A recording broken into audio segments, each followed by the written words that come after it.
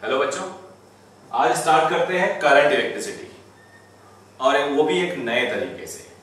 Current electricity आपने जैसे भी स्कूल में पढ़ा होगा, परहैप्स मेरा लेक्चर उससे एकदम अलग होने वाला है, थोड़ा डिफरेंट तरीके से पढ़ेंगे। बट आई एम 100% श्योर कि चैप्टर खत्म होने के बाद अगर आपका कोई डाउट रह गया तो मैं समझूंगा मैंने बेकार पढ़ाया। मोस्ट ऑफ द न्यूमेरिकल्स आप आज कर पाओगे आज के लेक्चर के बाद। तो डिफरेंट तरीका for JEE and NEET exam, school के लिए भी उतना ही एप्लीकेबल है। तो स्टार्ट करते हैं। पहले मैं बेसिक से ही स्टार्ट कर देता हूं। एक कंडक्टर लेते हैं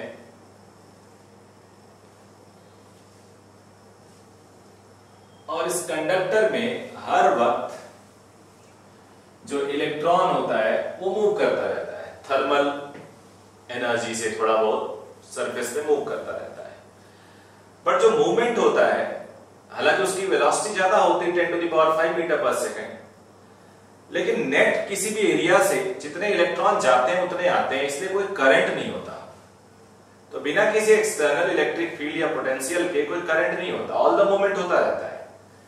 अब अगर हम इस मेटल पे एक पोटेंशियल डिफरेंस अप्लाई कर दें, एक क्रॉस सेक्शन है, तो इस पे एक इलेक्ट्रिक फील्ड आ जाता है पॉजिटिव टू नेगेटिव चार्ज और एक पोटेंशियल डिफरेंस हो जाता है। मान लिया इसका लेंथ है। अब इलेक्ट्रिक फील्ड की ऑपोजिट डायरेक्शन में फोर्स लगता है और इस तरह से हम कह सकते हैं करंट फ्लो करने लगता है इलेक्ट्रिक फील्ड की डायरेक्शन में, इलेक्ट्रॉन के ऑपोजिट डायरेक्शन में इलेक्ट्रिक फील्ड की वजह से। तो force on one electron is minus charge minus है Q इंटू E होता है। Acceleration of electron force upon mass of electron which is constant, m ही लिख दो या अंडरस्टूड है। अब क्या होता है, कोई इलेक्ट्रॉन गया मान लो और यहां पे एक इलेक्ट्रॉन से टकराया, ऐसे जिगजैग मोशन टकराया। टकराते ही पहला दोनों दो इक्वल मास अगर प्योर इलास्टिक कोलिजन कर रहे हैं तो कोलिजन चैप्टर मैंने पढ़ाया, एक जाएगा टकरा के रेस्ट पे हो जाएगा, दूसरा चल देगा। तो यहां पे ये रेस्ट पे आ जाएगा, दूसरा चल देगा। तो ये मूवमेंट चलता रहता है ऐसे। अब जितना टाइम लगता है, एवरेज टाइम मतलब सभी का टकराने में, उसको हम रिलैक्सेशन टाइम कहते हैं। उसको क्या बोलते हैं? Relaxation time. सो टाउ होता है।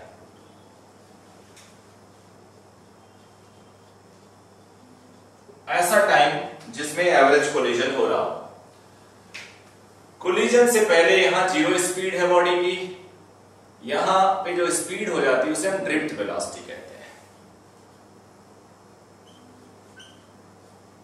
ड्रिफ्ट वेलोसिटी थोड़ी सी डेफिनेशन डिफरेंट बुक्स में अलग अलग हो जाती है जरा सा। कई लोग कहते हैं average speed between two successive collision, कई लोग कहते हैं जब ये जस्ट बिफोर कोलिजन हिट करती है तो मैक्सिमम स्पीड होती है, बिकॉज एक्सेलरेशन से स्पीड बढ़ती जाती है और जस्ट बिफोर द कोलिजन यानी टाउ टाइम बाद जब ये टकराती है उससे पहले मैक्सिमम होती है।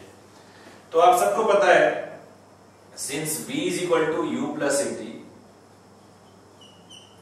ये ड्रिफ्ट हो जाती है, u 0 होती है बिकॉज टकराने के बाद तुरंत 0, फिर स्पीड अप हुआ, फिर टकरा गया, तो ये सिचुएशन चलता रहता है। ये हो गया ड्रिफ्ट वेलोसिटी। एक्सेलरेशन इसे लिख देता हूं, ड्रिफ्ट वेलोसिटी इसे लिख देता हूं। ठीक है बेटा। अब कुछ चीजें आपको बताने वाला हूं जो बहुत ही बेसिक है, डेरिवेशन बहुत बेसिक है, बिल्कुल सीरियसली नहीं लेना आपको, ये आप टेंशन लो। कुछ टर्म्स दिए होते हैं। Let n is number density of electron. Number density होता है number of electrons per unit volume. अब बेटा n को नंबर ऑफ इलेक्ट्रॉन ले लेते हैं। अब एक छोटा सा डिफरेंशियल एलिमेंट लें, अगर ये dx एरिया, तो नंबर डेंसिटी होगा नंबर ऑफ इलेक्ट्रॉन पर यूनिट वॉल्यूम। देखिए आप लोगों को डाउट हो, आपको नंबर डेंसिटी पर यूनिट वॉल्यूम। अब यहां से हम लोग चार्ज निकालेंगे। सिंस चार्ज जो होता है वो Ne होता है, dN भी लिख सकते हैं हम लोग। N आ गया Na dx, कैपिटल N को क्या लिख सकते हैं, Na dx, और ये E, ये चार्ज। करंट क्या होता है बेटा,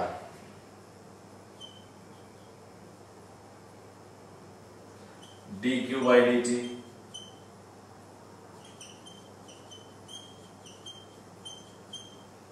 और ये जो dx by dt है, इसे हम ड्रिफ्ट वेलोसिटी बोल देते हैं।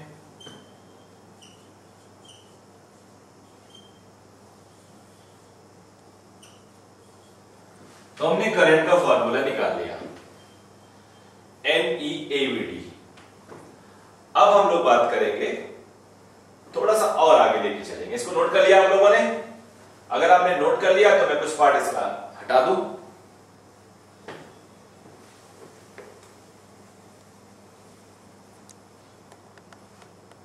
ये हटा देता हूं,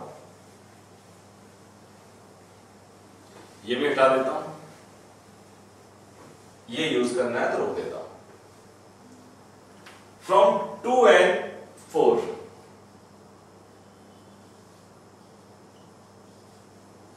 करंट इज NeAVD का मैग्नीट्यूड ये हो गया।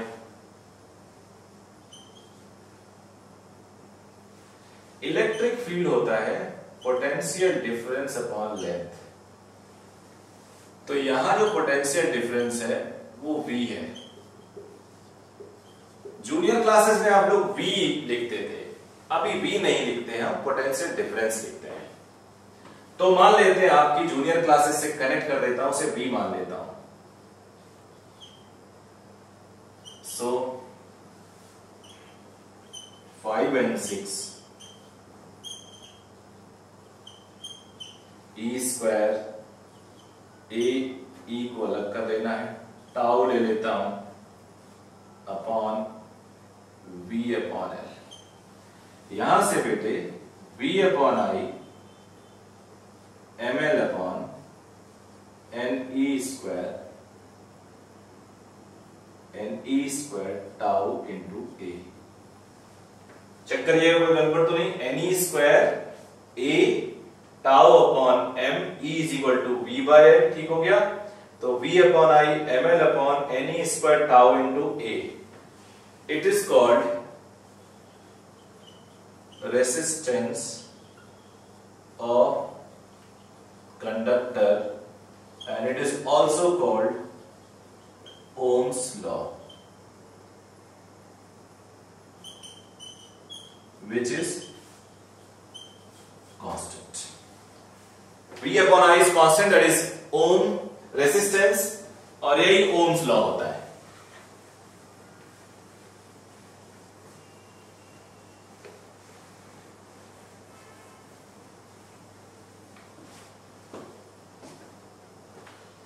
यानी जो R हुआ वो हो गया रो L upon A, where rho is specific resistance, also called resistivity, and it is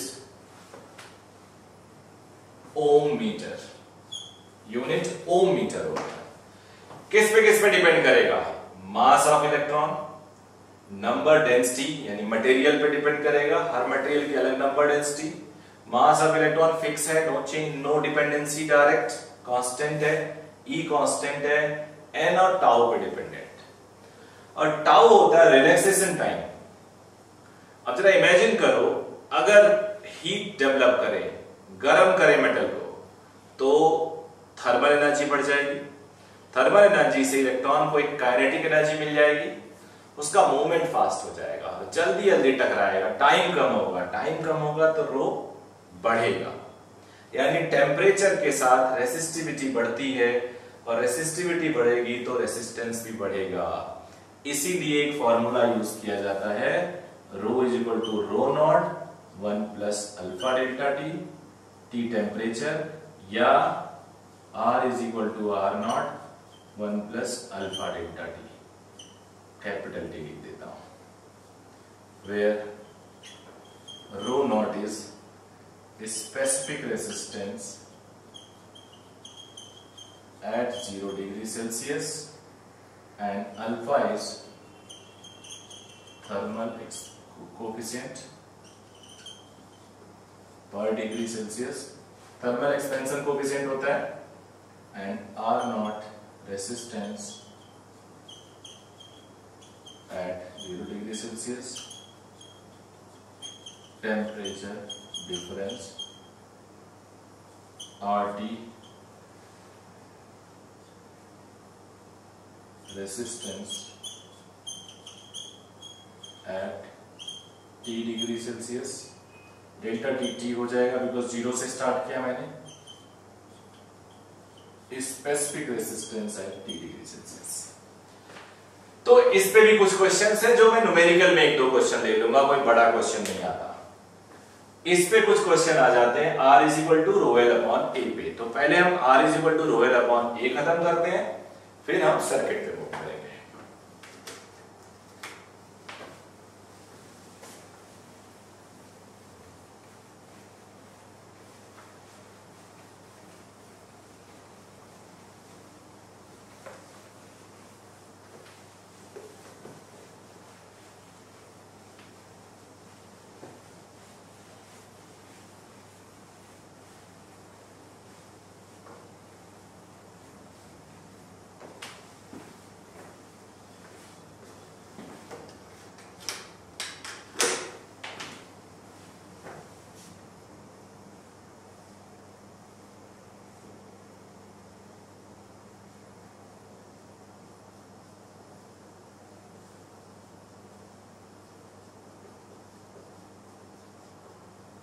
area of cross section ये है, यहाँ पे जहां से करंट इन करता है, जहां से तुम बैटरी कनेक्ट करते हो।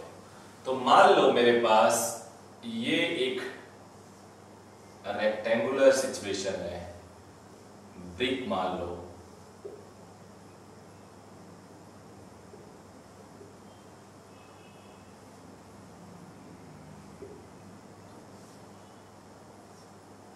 ये है PQ, ये 1 2, ये है ABCD, ये है, या इसको साइड में दे देता हूं, AA LL और ये AA। अगर मुझे रेसिस्टेंस अक्रॉस 1 2 चाहिए, रेसिस्टेंस अक्रॉस 1 2 चाहिए, तो मैं क्या लिखूंगा, रो एल, 1 से 2 के बीच का लेंथ क्या है, एल है, अपॉन एरिया, एरिया स्क्वायर है ये ए स्क्वायर। अगर मुझे रेसिस्टेंस अक्रॉस पी क्यू चाहिए, तो पी से क्यू जाने में लेंथ क्या है, ए है, अपॉन एरिया, एरिया है ये, उस टाइम क्रॉस सेक्शन इससे इन कर रहा है, तो एल इंटू ए। ये बस आपके कॉन्सेप्ट को क्लियर करने के लिए मैंने लिखा। तो जहां से करंट इन किया जाए, जिन दो टर्मिनल पे पोटेंशियल दिया जाए, वो एरिया क्रॉस सेक्शन होता है, और जहां से करंट को ट्रैवल करना होता है वो लेंथ हम लेते हैं लेंथ में। कई बार इंटीग्रेशन दिया जाता है, वेरिएशन का भी केस होता है, वो मैं एक केस लेके बताऊंगा आपको।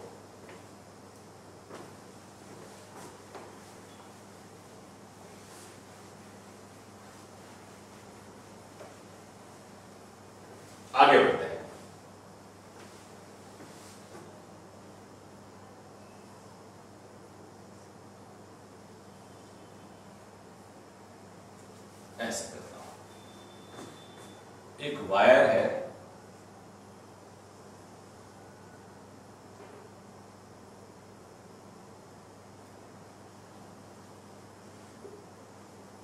ये है, इसका एरिया वरिया होगा, क्रॉस सेक्शन है, लेंथ है, एरिया है, इसका रेसिस्टेंस है R0 which is rho L upon A है। मैंने क्या किया,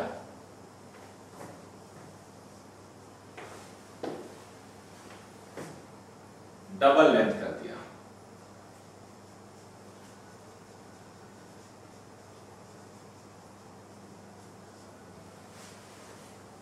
extended to double, folded to half, extended to double यानी खींच के डबल कर दिया। जरा इमेजिन करते रहना, जब हम खींचेंगे तो थिकनेस कम होगी,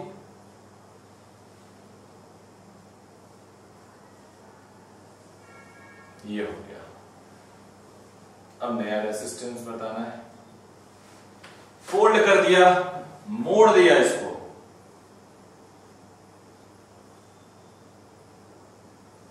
तो लेंथ आधा हो गया। अब नया रेसिस्टेंस बताना है।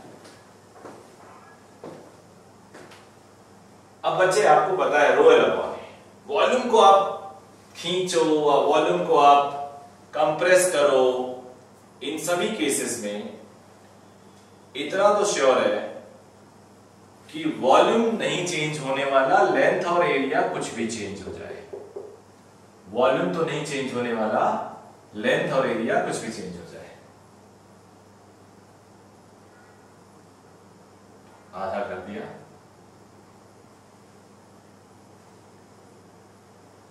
ऐसे। तो बेटा अगर यहां पे ये लेंथ आधा हो गया, वॉल्यूम अगर कांस्टेंट है तो वॉल्यूम L था, नया एरिया A' मान लेता हूं, A' मान लेता हूं, लेंथ डबल हो गया तो एरिया हो जाएगा हाफ, चेक कर लो। तो नया रेसिस्टेंस होगा रो डबल लेंथ, एरिया आधा हो गया, 4 ऊपर चला आया,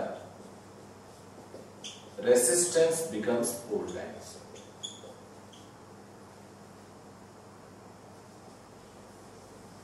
लेंथ डबल करने पे रेसिस्टेंस कितना हो गया, 4 गुना। यहां पे देखते हैं वॉल्यूम कांस्टेंट है, लेंथ हो गया आधा, तो एरिया हो गया बेटा 2A। तो नया रेसिस्टेंस इज नया लेंथ रो इंटू अपॉन नया एरिया, एरिया इज 2A,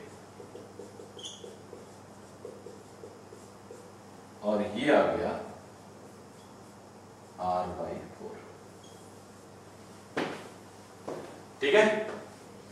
अब ये तो तरीका हुआ, देसी तरीका, बेसिक मेथड्स, जो सभी स्कूल में सभी बच्चे जानते हैं। थोड़ा सा स्मार्ट मेथड भी है, हालांकि बहुत स्मार्ट नहीं है, but you must know it. Let R1 is rho L1 upon A1, और चेंज कर दिया लेंथ और एरिया, तो ये हो गया R2 अपॉन R1, रो रो कैंसिल हो जाएगा, L2 upon L1, A1 upon A2। Since volume which is A1 L1 should be equal to A2 L2, so A1 upon A2 is L2 upon L1. So resistance A1 upon A2 को हटा दो, L2 upon L1, या इसे A1 upon A2 लिख दो।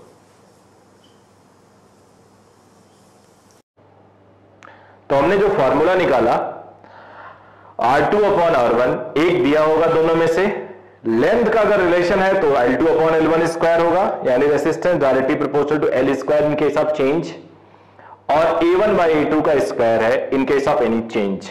तो अगर मुझे इस फॉर्मूले से इसको सॉल्व करना होता तो मुझे और कम टाइम लगता। देखो कैसे,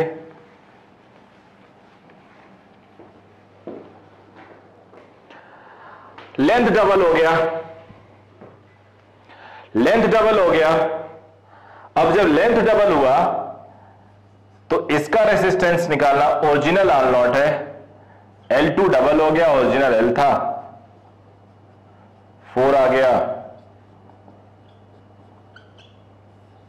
देखो कितना इजी है। लेंथ आधा हो गया, R2 R double dash, R1 R not, L2 L/2, original के साथ कंपेयर कर रहा हूं, 1/4।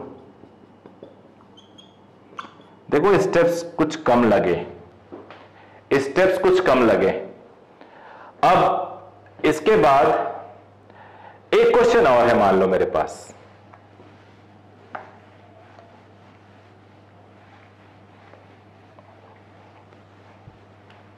एक क्वेश्चन इसी में और दे रहा हूं आपको। मान लो इसको हम मोल्ड कर दिए double its thickness, moulded to double its thickness,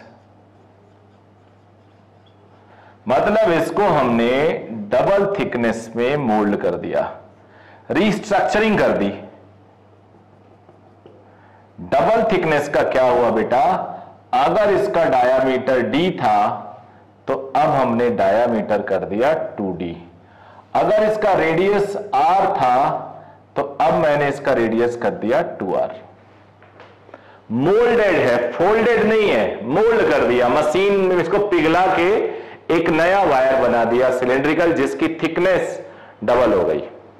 तो जब थिकनेस डबल हो गई तो शुरू वाला था एरिया वॉज πr², अब a ट्रिपल डैश मान लो, ये π2r का स्क्वायर यानी 4πr², it means 4 times original area.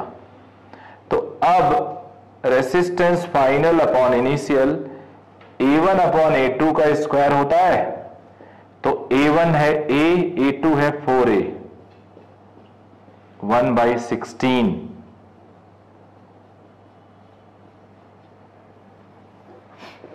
जब आप लेंथ डबल करते हो तो रेजिस्टेंस 4 टाइम्स, आधा करते हो 1/4 टाइम्स, और अगर आप थिकनेस डबल करते हो यानी एरिया 4 टाइम्स करते हो तो रेजिस्टेंस 1/16 टाइम्स आ जाता है।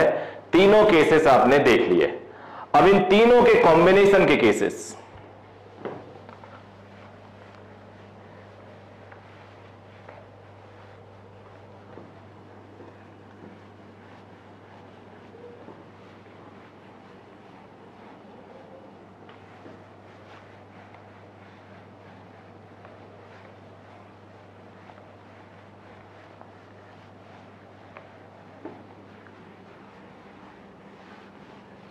तीनों के कॉम्बिनेशन के केसेस,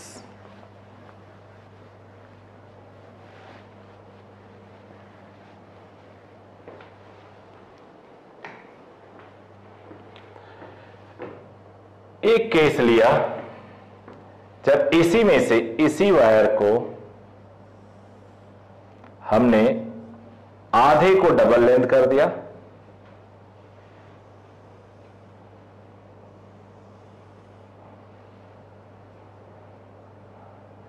आधे को हमने डबल फोल्ड कर दिया,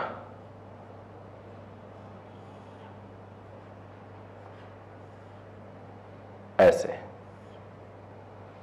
यानी क्वेश्चन क्या हुआ, resistance of a cylindrical wire is R naught, resistance of a cylindrical wire is R naught if half of the rod is extended to double, rest half is folded to half, first half is extended to double, rest half is folded to half,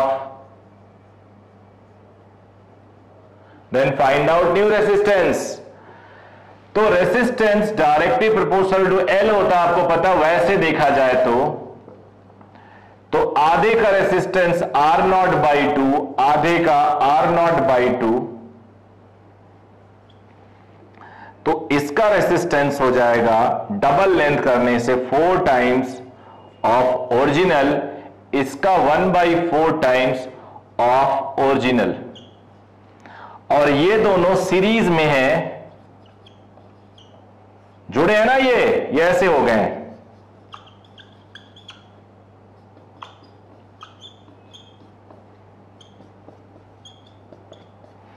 तो नया resistance हो जाएगा, ये हो गया 2R, ये हो गया R0/8, 17R0/8। एक बार फिर से, आधे को आपने छेड़ा, आधा था R/2, तो आधा जो लेंथ था R/2 उसका लेंथ डबल कर दिया, जो लेंथ L/2 था उसका डबल कर दिया, तो डबल लेंथ करने से रेसिस्टेंस हो जाता 4 टाइम्स, तो आधा रेसिस्टेंस था R/2 उसका 4 टाइम्स, आधा रेसिस्टेंस था R/2 उसका 4 टाइम्स हो गया, ये जुड़ा हुआ है। दूसरे का आपने एरिया डबल कर दिया, यानी लेंथ आधा कर दिया, तो लेंथ आधा करने से या एरिया डबल करने से रेसिस्टेंस 1/4 टाइम्स ओरिजिनल हो जाता है, तो आधा ऑलरेडी R/2 था, तो आधे का 1/4 यानी 1/8। तो अब बेसिकली आपने इन दोनों को सीरीज में जोड़ लेना है, 1 becomes 4 times R/2, that is 2R, and the other becomes 1/4 times of R/2, that is R/8. When you add them, you'll get this. ये पहला एग्जांपल हुआ इस तरह से। अब एक और, इफ हाफ, ध्यान से सुनना,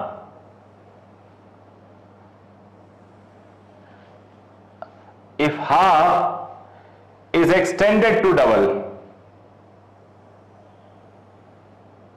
and remaining half is molded to double its thickness,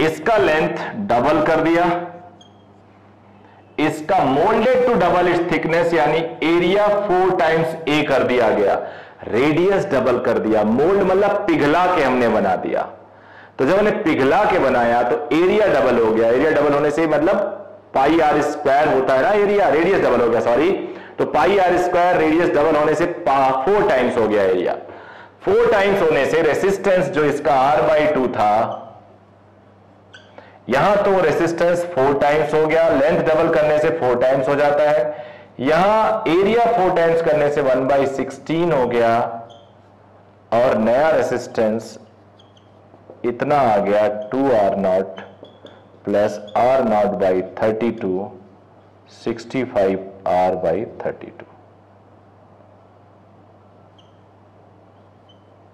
समझ गया बेटे? 65R/32। एक और क्वेश्चन कर लेते हैं। जब मैं क्वेश्चन दे रहा हूं तो आप इस क्वेश्चन को सॉल्व करेंगे, वीडियो नहीं देखें, बिना देखे। अब 1/3 को हम चेंज करते हैं, रेसिस्टेंस टोटल R0 है, अब पहले 1/3 को डबल लेंथ कर दिया,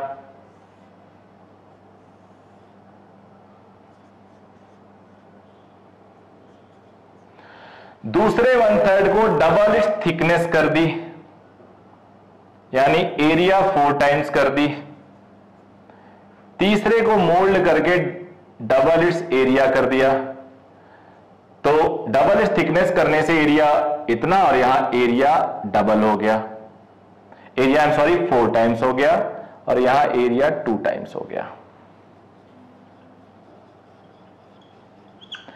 रेसिस्टेंस कितना था 1/3 का? अगर L लेंथ है, रेसिस्टेंस R है, तो आधा काट दोगे तो R/2, 1/3 काट दोगे R/3, तो यही 1/3 रेसिस्टेंस भी R/3। इसको डबल लेंथ कर दिया, तो डबल लेंथ करने से रेसिस्टेंस कितना होता है 4 times of original, thickness double करना यानी एरिया 4 टाइम्स करने से रेसिस्टेंस कितना होता है 1/16 times, fold not mould, fold कर दिया तो एरिया डबल हो गया, यानी रेसिस्टेंस 1/4 टाइम्स ऑफ ओरिजिनल। तो new resistance is this 4R/3 R/48 R/12, 48 LCM ले लेते हैं, R यहां लिख लेते हैं, 16 यहां हो गया, इंटू R4 ऑलरेडी था, यहां पे 1 ही रहेगा, यहां पे 4 हो जाएगा। तो ये हो गया 16 4 जा 64, 65 69/48 R। 3 से कैंसिल हो जाएगा, 3 3 जा 3 2 जा 6, 3 3 जा 9, 3 1 and 6 या तो आंसर इज 23R/16। तो अब इस तरह के कोई क्वेश्चन आपसे फंसने नहीं चाहिए। एक जो मैंने बोला था इंटीग्रेशन बेस्ड है वो भी देख लेते हैं।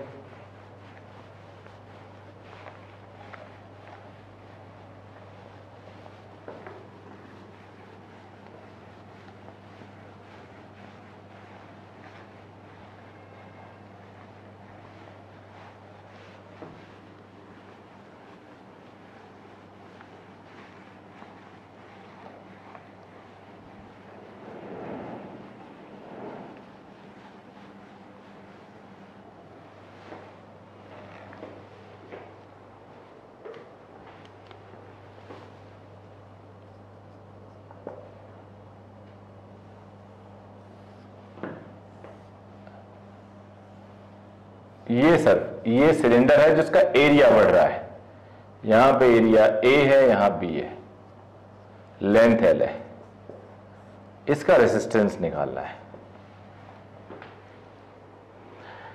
तो एक काम करते हैं, ये देख लेते हैं कितना इंक्लिनेशन है, थीटा है। तो अब हम एक डिफरेंशियल एलिमेंट लेते हैं, दोबारा ड्रॉ कर लेता हूं थोड़ा सा बड़ा बना के।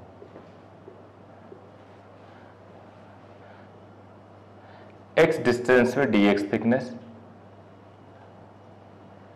ये थीटा मान लेते हैं, टोटल b है, तो ये हो जाएगा b माइनस a,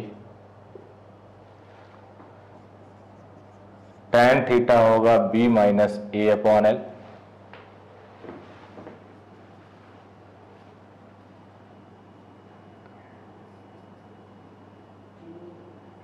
ये पार्ट कितना होगा, ये तो a है,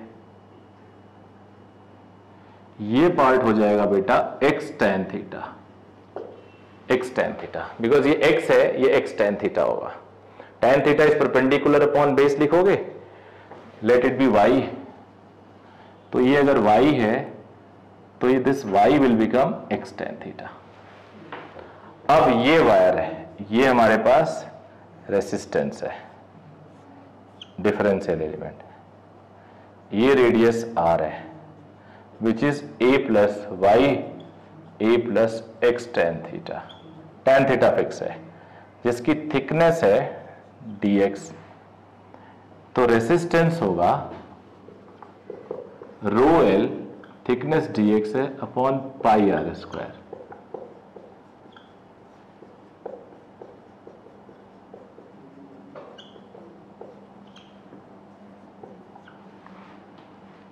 अब इसे हमें इंटीग्रेट करना है,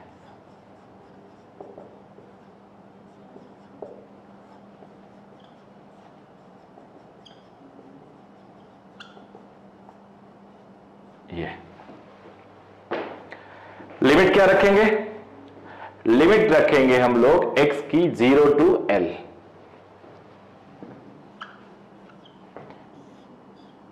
ये अब आप सॉल्व करोगे, मैथ्स के लिए बहुत इजी है एंड मेडिकल के लिए जरूरत नहीं है। मैथ्स के लिए इजी है और मेडिकल के लिए जरूरत नहीं है। सॉल्व करेंगे, जरूर सॉल्व करेंगे आप, बहुत कम मैं क्वेश्चन छोड़ता हूं जो सॉल्व करने लायक होता वही छोड़ता हूं, तो आप जरूर सॉल्व करिएगा। Resistance rho L upon pi A B. Cross check करने के लिए अगर इसे सिलेंडर बना दो तो A is equal to B हो जाएगा, that is equal to R. Cylinder बना दिया, A is R, B is R, तो रेसिस्टेंस हो जाएगा, क्रॉस चेक हो गया। आप लोग कमेंट बॉक्स में सॉल्व करके फोटो डाल देना, I will be very happy. हो गया बेटा। अब आ जाते हैं हम लोग सर्किट्स पे, ड्रॉप, गेन, इन सब बातों पे।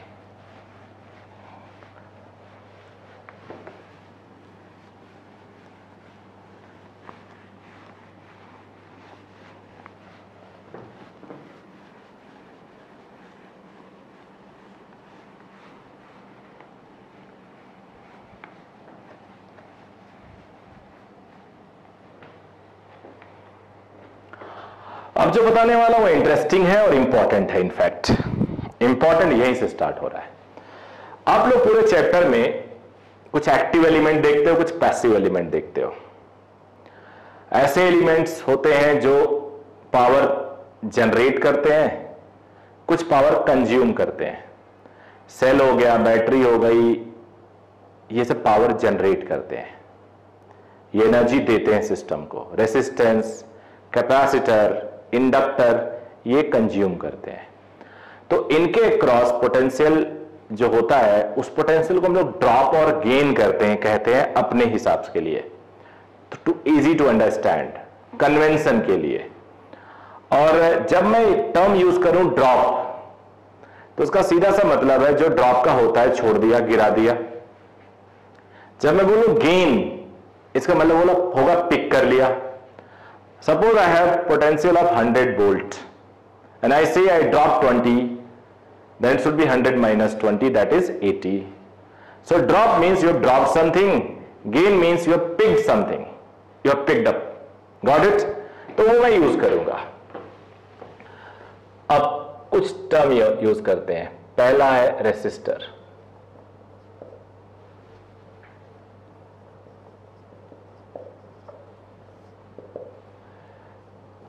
ये रेसिस्टर है, ऐसे रिप्रेजेंट करते हैं। अब इसमें पोटेंशियल ड्रॉप हम उसको कहते हैं अगर हम सर्किट आता है हमारे पास, सर्किट में करंट की डायरेक्शन में मूव करें। कई बार सर्किट में हमें मूव करना पड़ता है और हमें पोटेंशियल कैलकुलेट करने के लिए, sometime left to right, sometime right to left, sometime from top to bottom, sometime from bottom to top. So if we move in the direction of current in a resistance, it is called potential drop, and potential drop is taken as minus of IR. Drop होगा। And reverse of it means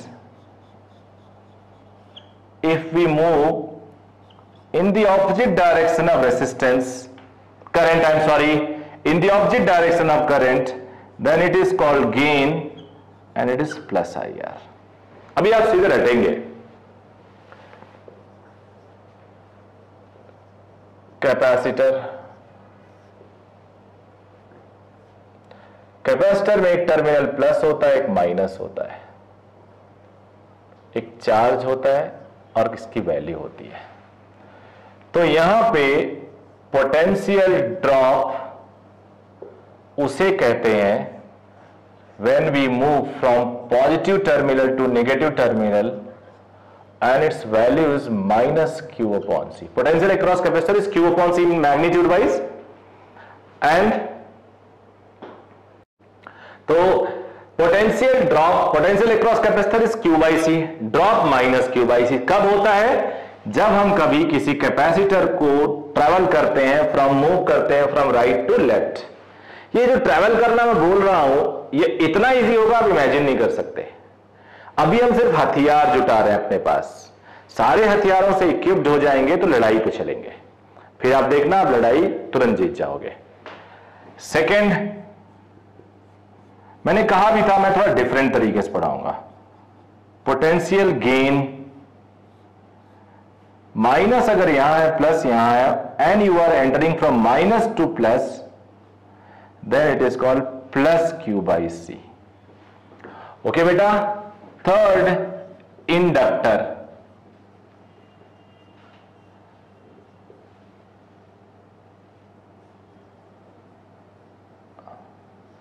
हालांकि इसकी proper understanding आप EMI में पढ़ेंगे। Electromagnetic induction एक chapter है, बहुत ही important chapter है, उसमें हम इसको पढ़ेंगे। बट फिर भी इसको कनेक्ट करने के लिए पोटेंशियल ड्रॉप, इसका potential basically L D I by D T होता है। एल इंडक्टेंस होता है, तो करंट की डायरेक्शन में करंट नहीं होता, rate of change of current होता है। अगर मूव करे तो minus L D I by D T potential drop होता है। इसको थोड़ी देर के लिए आप अपने दिमाग से हटा भी सकते, जोर मत देना कि ये क्या आ गया, क्योंकि आपने जब पढ़ा ही नहीं है तो आपकी कोई गलती नहीं। मैं इससे लिखा रहा हूं कि एक साथ जब होगा तो जब आप पढ़ोगे उस चैप्टर को तो यहां पे कनेक्ट हो जाओगे।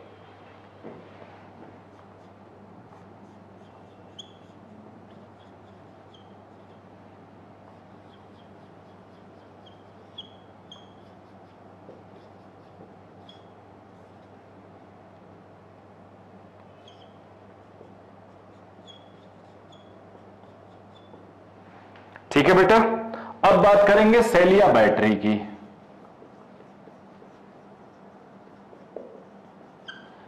बैटरी में कई सारे सेल्स, सेल सिंगल भी ले सकते हैं, तो मैं भी एक लिखूंगा, but concept is valid for both.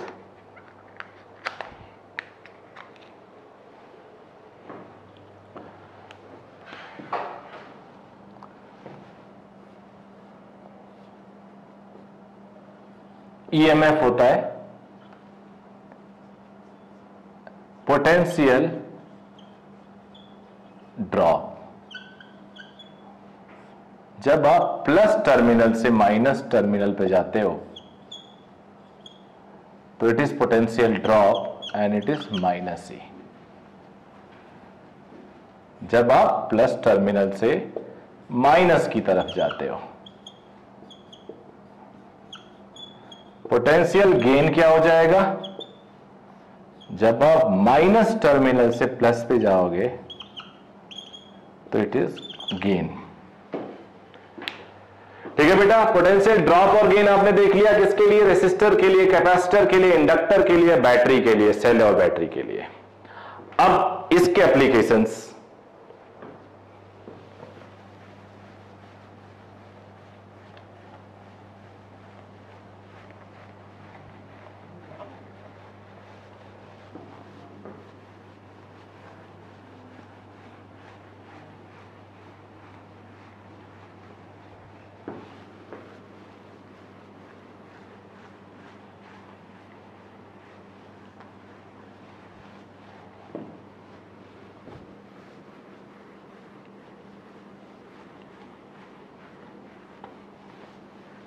now how to write potential difference between 2 points?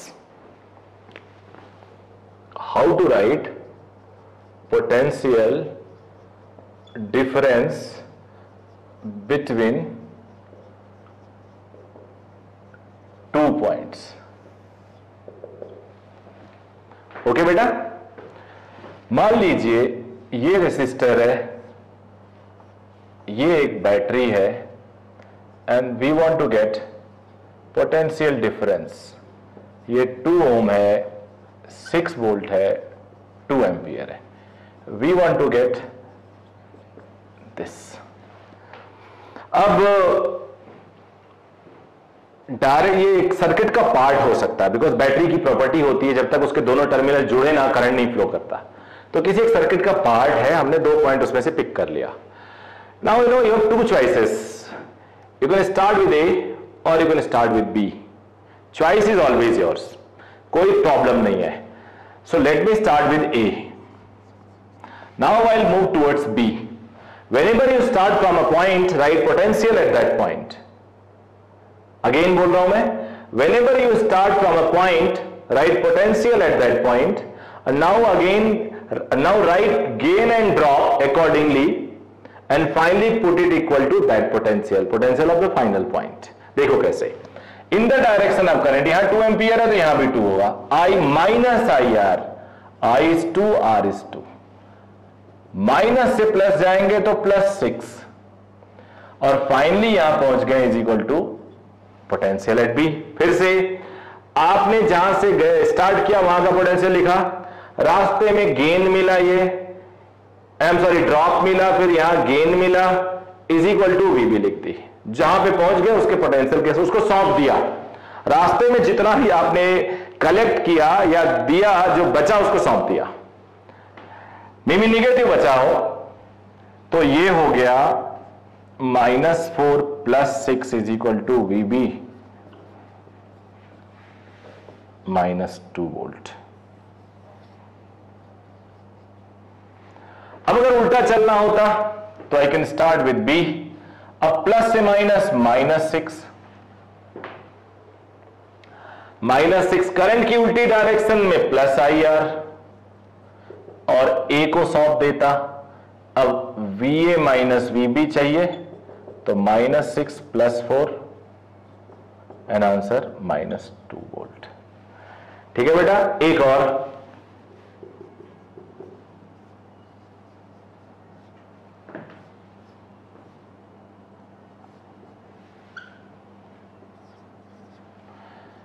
Six microcoulomb 2 microfarad and current is 1 ampere AB. We have to find out this. आप लोग सॉल्व करिए, इसको करिए सॉल्व।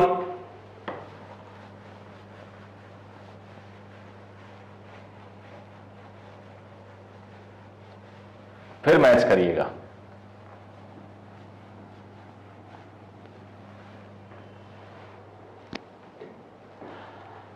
मैं स्टार्ट कर रहा हूं ए से, करंट की उल्टी डायरेक्शन में जा रहा हूं तो plus IR 1 ampere, I am sorry, IR 1 × 2, plus से minus Q/C, Q is 6C2, दोनों माइक्रो है, कैंसिल हो जाएगा। मान लो ये 4 वोल्ट है, +2 - -4 volt is equal to VB, तो VA +2 - 3 - 4 is equal to VB, तो ये -1 VA - VB आ गया +5 वोल्ट। आपको मैंने ये दिया नहीं था इसलिए आप लोग यहां रुक सकते हो, कोई प्रॉब्लम नहीं। तो आप लोग I hope potential difference between 2 points निकालना जान गए। अगर ये जान गए तो आप बहुत स्ट्रांग हो चुके हो, जो आपको हेल्प करेगा आगे चल के ये नॉलेज।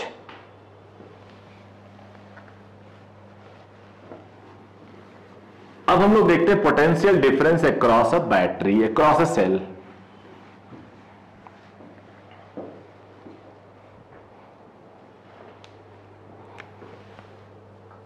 पोटेंशियल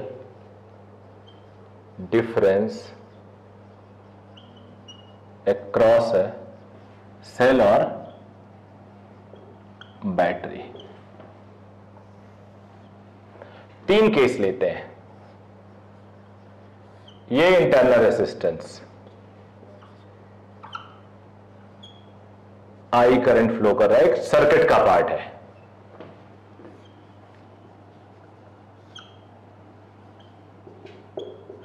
कोई करंट नहीं फ्लो कर रहा है।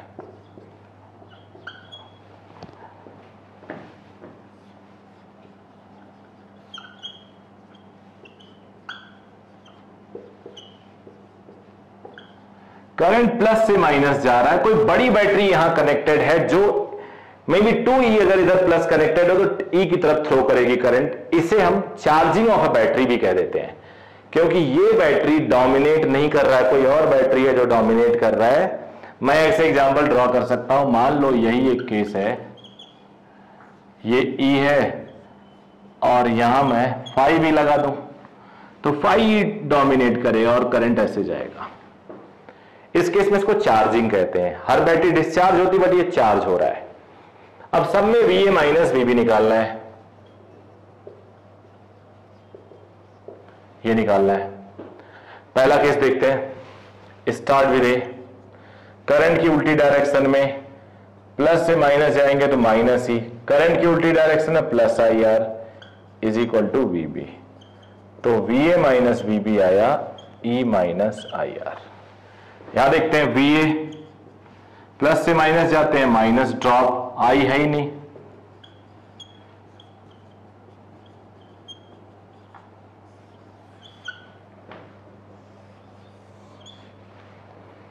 यहां पे प्लस से माइनस ड्रॉप, करंट की डायरेक्शन में ड्रॉप,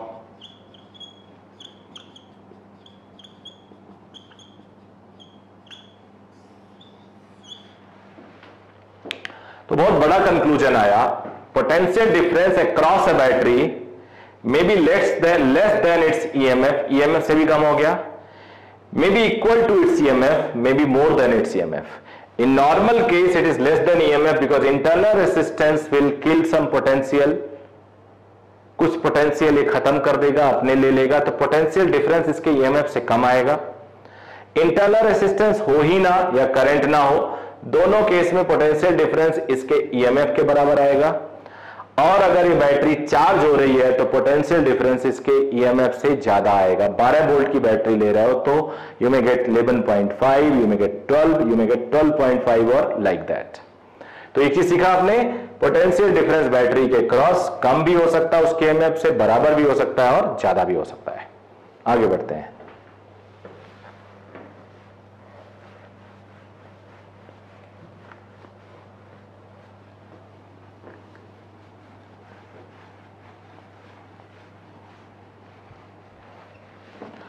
अब बिफोर स्टार्टिंग सर्किट को स्टार्ट करने से पहले, किरचॉफ्स लॉ के स्टार्ट करने से पहले हम लोग रेसिस्टेंस का इक्विवेलेंट निकाल लेते हैं। कॉम्बिनेशन ऑफ रेसिस्टर्स बहुत ही कॉमन है, जल्दी से इसको करेंगे।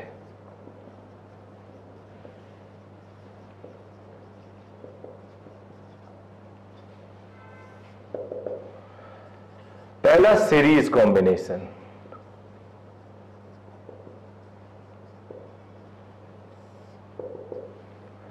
ये रेसिस्टेंस है,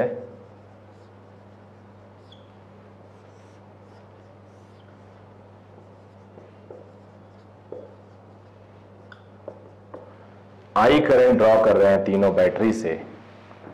तीनों की जगह पे अगर मैं एक रेसिस्टेंस लगाऊं which is equivalent of it, तो equivalent will only be justified if it draws same amount of current through the same battery.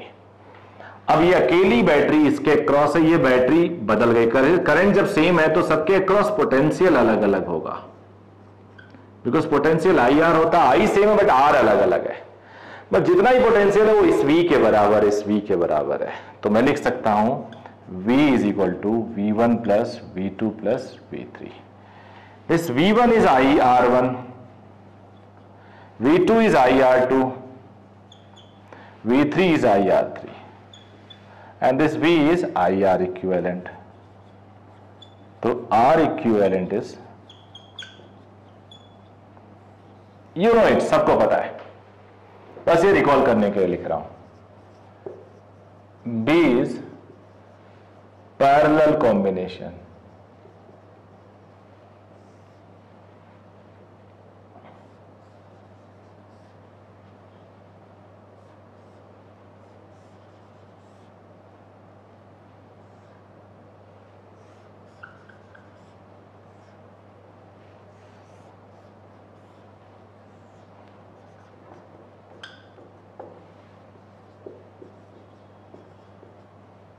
सब रेसिस्टेंस बैटरी से डायरेक्टली जुड़े हुए हैं। देखो ये वायर आया, यहां डायरेक्ट जुड़ा हुआ है, ये वायर डायरेक्ट जुड़ा हुआ है, ये वायर डायरेक्ट जुड़ा हुआ है। सबको सबकी कैपेसिटी के हिसाब से बैटरी करंट भेज रहा है, वोल्टेज बिकॉज सेम है। इनका इक्विवेलेंट मान लिया इसको, तो तीनों को हटा के एक लगाया और अकेला मिलके उतना ही करंट ड्रॉ कर रहा है जितना ये तीनों कर रहे हैं, तो हम बोलेंगे इक्विवेलेंट। बट यहां पे सब करंट अलग अलग है, बिकॉज सबकी कैपेसिटी अलग अलग है। अब करंट यहां पे इक्विवेलेंट ये हो गया, सबका V सेम है, V/R1।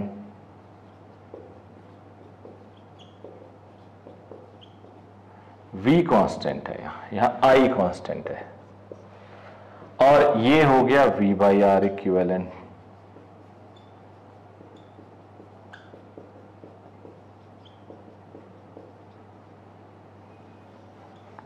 ये हो गया पैरेलल कॉम्बिनेशन। तो सीरीज कॉम्बिनेशन देख लिया आपने, पैरेलल कॉम्बिनेशन देख लिया। पैरेलल कॉम्बिनेशन के कुछ सॉल्यूशन आपको क्विक आने चाहिए, जैसे R और R पैरेलल में है ऐसे, तो इक्विवेलेंट हो जाएगा R/2। दो R1 R2 पैरेलल में है, आप अगर ऐसा लिखोगे तो you'll kill your time, you'll kill your time। हमें क्या करना चाहिए, रिजल्ट याद कर लेना चाहिए, यानी R हो जाएगा R1 R2 upon R1 plus R2। तो दो के लिए तो हम कभी भी 1/R बोलेंगे ही नहीं, सिर्फ बोलेंगे R is equal to R1 R2 upon R1 plus R2। कुछ और छोटी छोटी बातें हैं। 3 ओम और 6 ओम इक्विवेलेंट 2 आ जाएगा, 3 इंटू 6 3 प्लस 6 18/9 2 ओम। समझ गए आप लोग?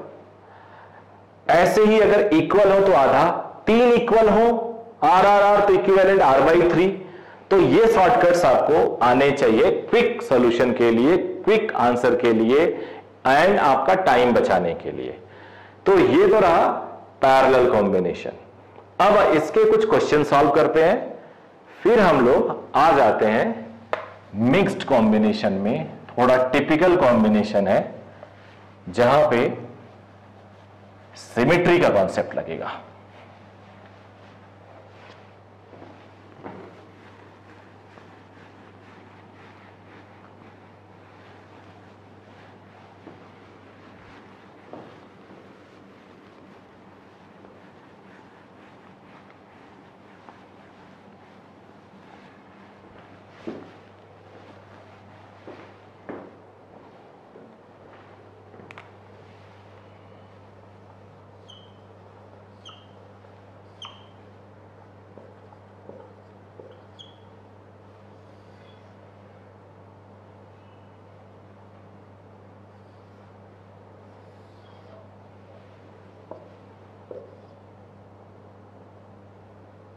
जैसा मैं आपको बताऊंगा आपको वैसा ही पढ़ना है, और अगर आपने इसके डिफरेंस में कुछ पढ़ा है तो आप भूल सकते हो, बिकॉज डबल कॉन्सेप्ट चलता नहीं है, कंफ्यूजन करता है। जो मोस्ट ऑफ द टीचर आपको पढ़ाते हैं वो थोड़ा डिफरेंट पढ़ाते हैं। यहां पे अगर इसका इक्विवेलेंट निकालना है तो देखो ये शॉर्ट सर्किट है। अब आपके लिए लग रहा होगा नई चीज। Short circuit means potential difference between two ends are same, because if you move from this point via this point you won't get any drop or gain। आप समझ में आने लगा होगा। अगर आप ऐसे और ऊपर वाले रास्ते से आते हैं तो यहां तक पहुंचने में आपको कोई ड्रॉप या कोई गेन नहीं मिला होगा, यानी potential of this is equal to potential of this. Similarly यहां का जो पोटेंशियल है इसके रास्ते आओगे यहां के पोटेंशियल के बराबर है। हमें चाहिए था RAB। अब मैं अगर इसको PQ बोल दूं, ये A पॉइंट है, इसको भी A कह सकते हैं। तो A और Q देखो सेम पोटेंशियल पे है, A और Q सेम पोटेंशियल पे है, B और P सेम पोटेंशियल पे है। अब A और P के बीच में एक रेसिस्टेंस है, P और Q के बीच में एक रेसिस्टेंस है, तो बेटा A और Q सेम पोटेंशियल, P और B सेम पोटेंशियल। अब A एंड P के बीच में एक रेसिस्टेंस मैंने ड्रॉ कर दिया, P और Q के बीच में एक है, ये Q और B के बीच में भी एक है। अब ये तीनों क्लियरली आपको दिख रहे हैं, पैरेलल है, इक्वल है, तो R/3। अब 1/R plus 1/R plus 1/R 3/R उल्टा कर दोगे तो R/3। अब इतना आपको आना चाहिए। अब एक व्हीटस्टोन ब्रिज होता है यार, उसका थोड़ा सा यूज करूंगा मैं। व्हीटस्टोन ब्रिज मैं पढ़ाऊंगा, इसको डिटेल में पढ़ाऊंगा।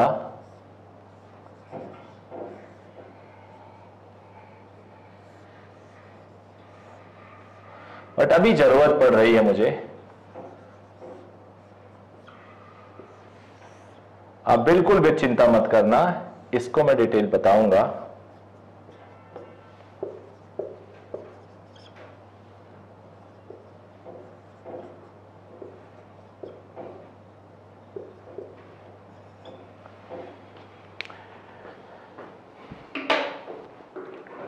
इस व्हीटस्टोन ब्रिज में जो दिख रहा है आपको, इसमें कंडीशन अगर हो, अभी ये नहीं पढ़ा रहा हूं, बस एक न्यूमेरिकल के लिए इसको बता रहा हूं।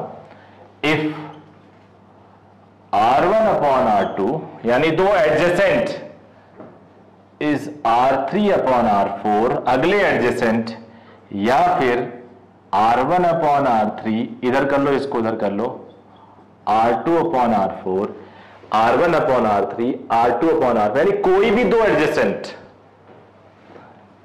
या R1/R4, R2/R3 या कोई भी डायगोनली ऑपोजिट वाले का product, then no current will flow through AB। अब AB में अगर करंट ही नहीं फ्लो करेगा, AB में अगर करंट ही नहीं फ्लो करेगा, तो ये इसका पोटेंशियल इसका बराबर होगा, तभी तो नहीं फ्लो करेगा। यानी ये चीज हम हटा के फेंक सकते हैं।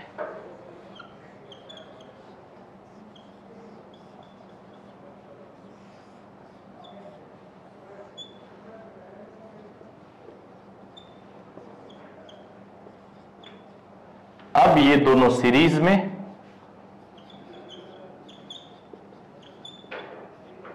ये दोनों इधर सीरीज में,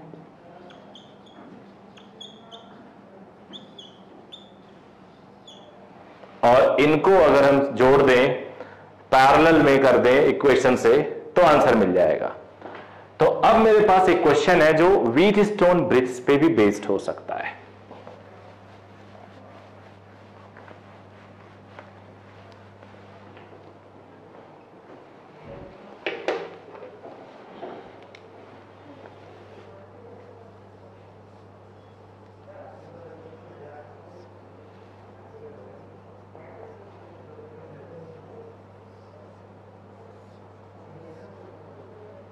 सारे इक्वल है,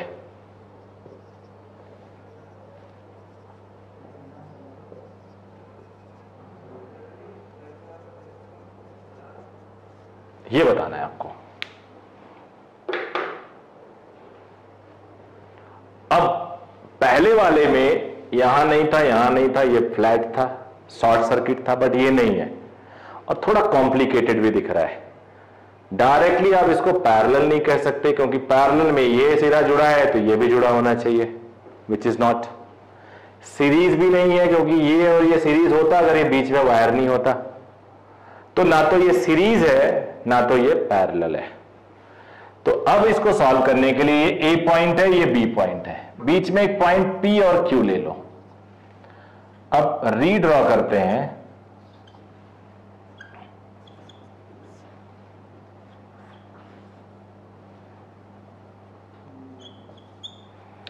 A से P के बीच में एक रेसिस्टेंस ऐसे कट कर दो, P से Q के बीच में एक रेसिस्टेंस ऐसे कट कर दो, Q से B के बीच में एक रेसिस्टेंस कट कर दो, P से B के बीच में एक रेसिस्टेंस कट कर दो, A से Q के बीच में एक रेसिस्टेंस, ये Q है, सॉरी, देखो ये व्हीटस्टोन बन गया। रेशियो इक्वल है, रेशियो इक्वल होते ही ये बेकार। जब ये बेकार हो गया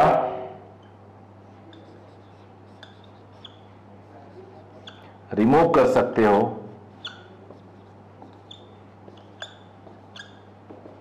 ऊपर RR2R हो गया, नीचे RR2R हो गया, 2R अगर पैरेलल है तो इक्विवेलेंट R हो गया। Answer is R। आगे बढ़ेंगे अब।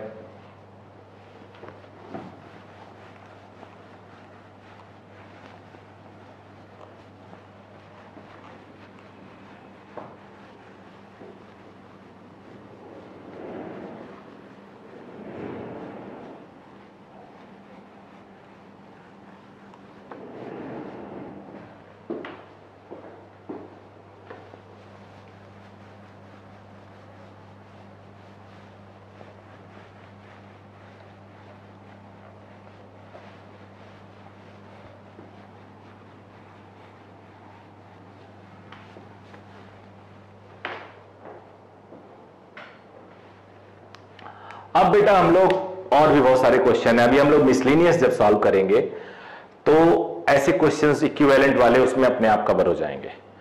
अब हम लोग क्वेश्चन सॉल्व करते हैं सर्किट से।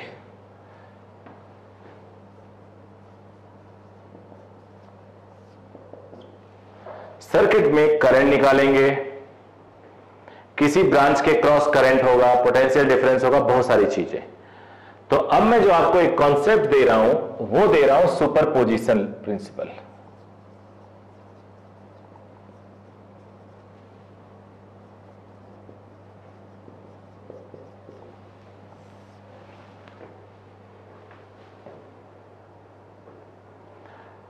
अब इसमें क्या है, मान लो ये दो बैटरी है,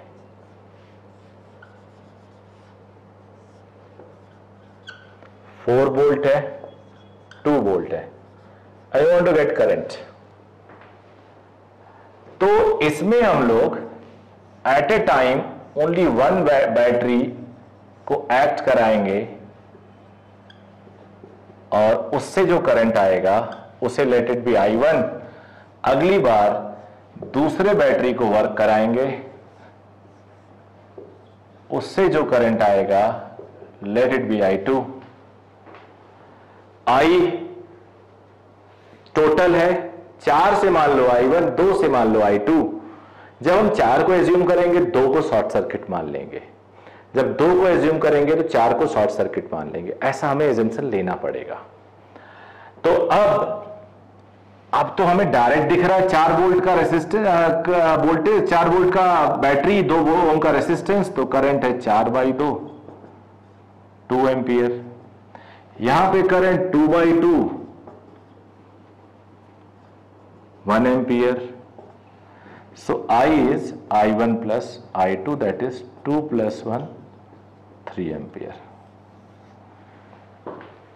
ओके बेटा, अब देखो डायरेक्ट भी कर सकते थे, सेम पोलैरिटी की तरह है, प्लस माइनस है, तो 6 करके 6/2, 3 वैसे भी आ जाता, बट सुपरपोजिशन को समझाने के लिए मैंने ये सॉल्व किया। अब एक क्वेश्चन और है मेरे पास जो सुपरपोजिशन का बढ़िया क्वेश्चन हो सकता है। अच्छा, इसमें प्रॉब्लम है, अगर 3-4 बैटरी है तो सुपरपोजिशन लंबा हो जाएगा, फिर ये मेथड बेकार है। तो ज्यादा मेथड जानने का मतलब बेसिकली दिमाग का हमारे पास यूज हम ज्यादा कर रहे हैं, and will be having different options and then will choose accordingly कि कौन सा हमें चूज करना चाहिए। जितना बढ़िया आपके पास नॉलेज होगा उतना ही आप कंफर्ट में रहेंगे। ये नहीं तो इस मेथड से ट्राई कर लेते हैं। कोई भी ऐसा मेथड मैं नहीं बताऊंगा जो बीटेक में यूज किया जाता हो, जो बीएससी में यूज किया जाता है, ऐसा कुछ भी नहीं। वो स्टार डेल्टा उल्टा मैं नहीं बताता। जो जनरली कुछ टीचर्स बताते हैं वो बीटेक में पढ़ाया जाता है, इलेक्ट्रिकल इंजीनियरिंग के चैप्टर्स में। सुपरपोजिशन का एक और क्वेश्चन है मेरे पास।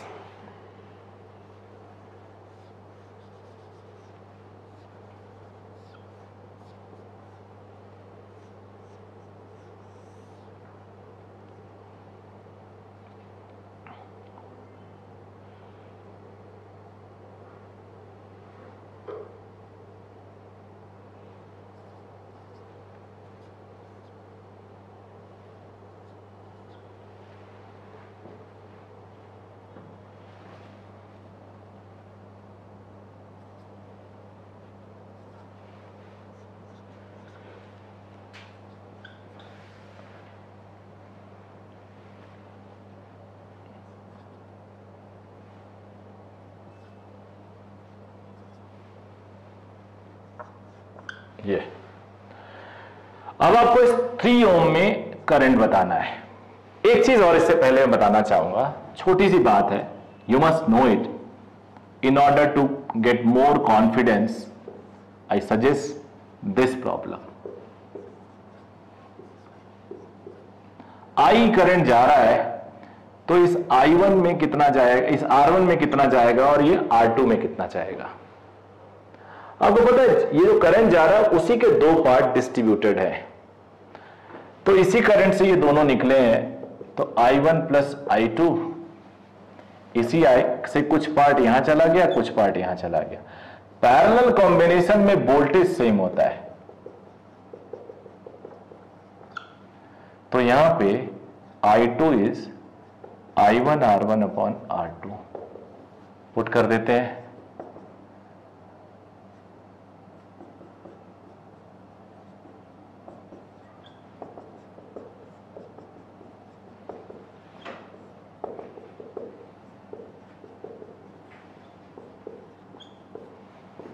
तो I1 is IR2 R1 plus R2 and I2 is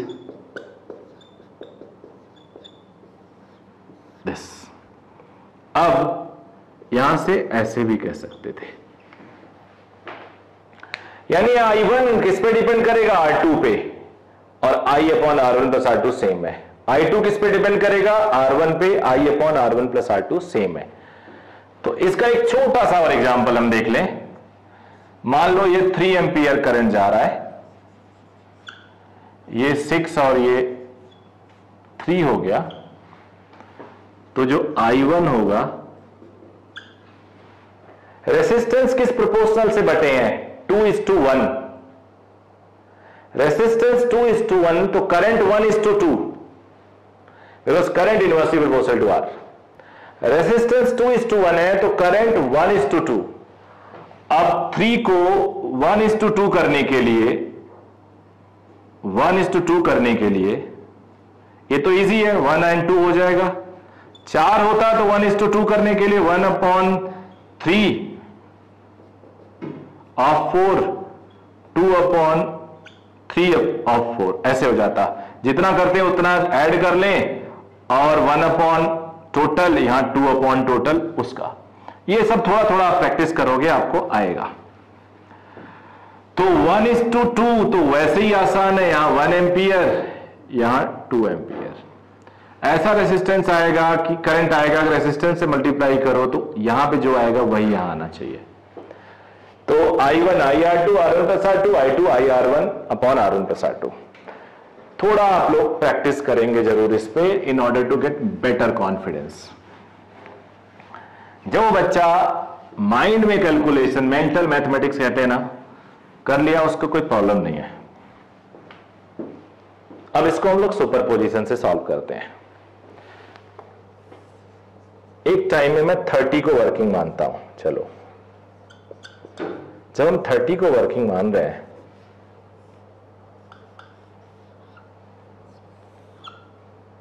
तो मान लिया करंट I1 आया।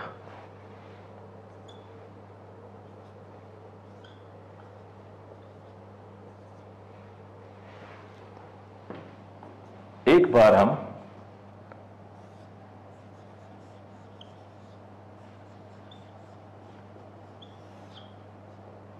पंद्रह को वर्किंग मान लेते हैं। इससे मान लो I2 करंट आया, तो I क्या हो जाएगा, I1 प्लस I2। I क्या हो जाएगा बच्चे, I1 प्लस I2। अब सॉल्व करना है, मेंटल मैथमेटिक्स वाले एकदम बिल्कुल स्ट्रांग हैं, जो जल्दी से कैलकुलेशन कर लेंगे। अब देखो जरा, मैं कोशिश करता हूं, आप भी मेरे साथ सीखिए। 3 और 6 पैरेलल में है कि नहीं है भाई? पैरेलल में रहने का मतलब सिर्फ ये नहीं कि 3 और 6 दिखे तो पैरेलल। अरे पैरेलल तो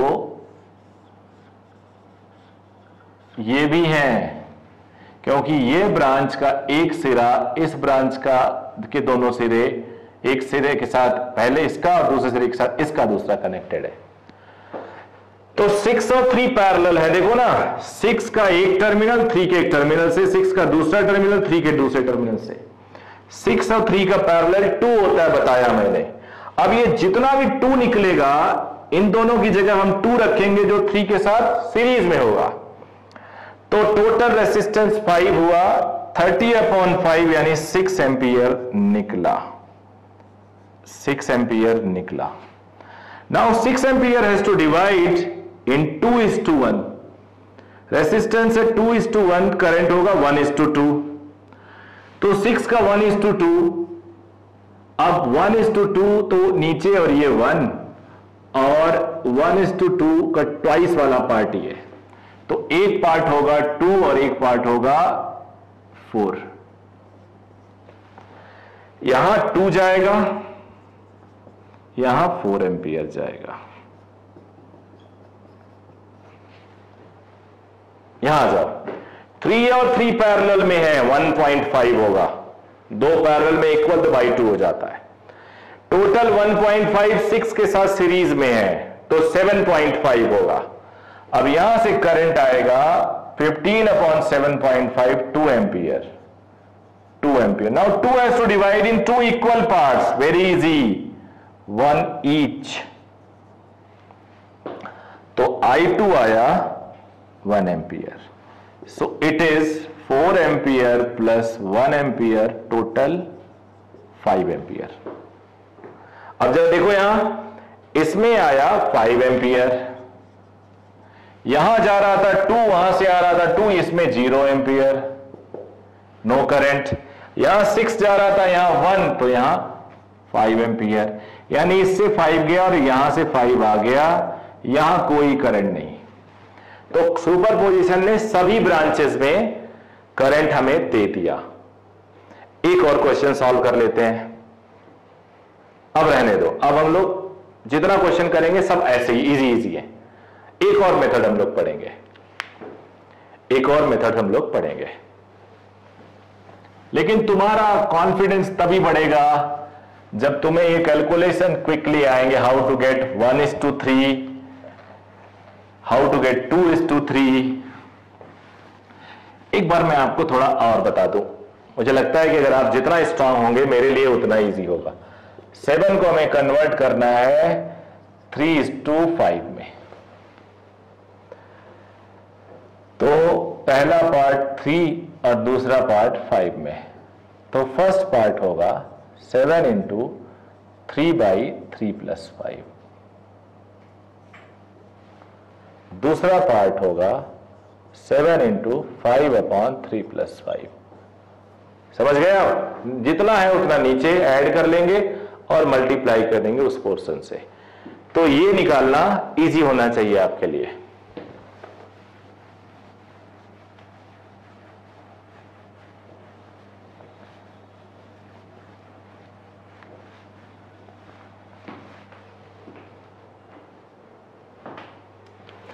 एक मेथड है, we call it node method, बड़े काम का है नोड मेथड। एक लॉ भी पढ़ाऊंगा आपको, we call it Kirchhoff's law. School में बच्चे पढ़ते हैं, बहुत ही कॉमन लॉ होता है।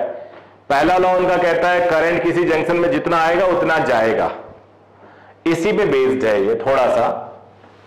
मान लिया ये ऐसे 3 ब्रांचेस हैं, 4 भी हो सकते हैं और n भी हो सकते हैं। 3 है, 4 हो सकते हैं, 5 हो सकते हैं, 6 हो सकते हैं, n नंबर्स भी हो सकते हैं, V1, V2, V3। हमें इस जंक्शन का पोटेंशियल निकालना है। तो अब हम लोग नोड मेथड स्टार्ट करते हैं बेटा। नोड मेथड में हमने मान लिया ये तीनों दिया हुआ है। जंक्शन पोटेंशियल को नोड वोल्टेज कहते हैं। Assume that this node potential is the least one. 3 branch हो सकते हैं, 4, तो जो जंक्शन है उसको नोड बोलो, नोड पोटेंशियल, नोड वोल्टेज, और ये मिनिमम है, इतना कम है।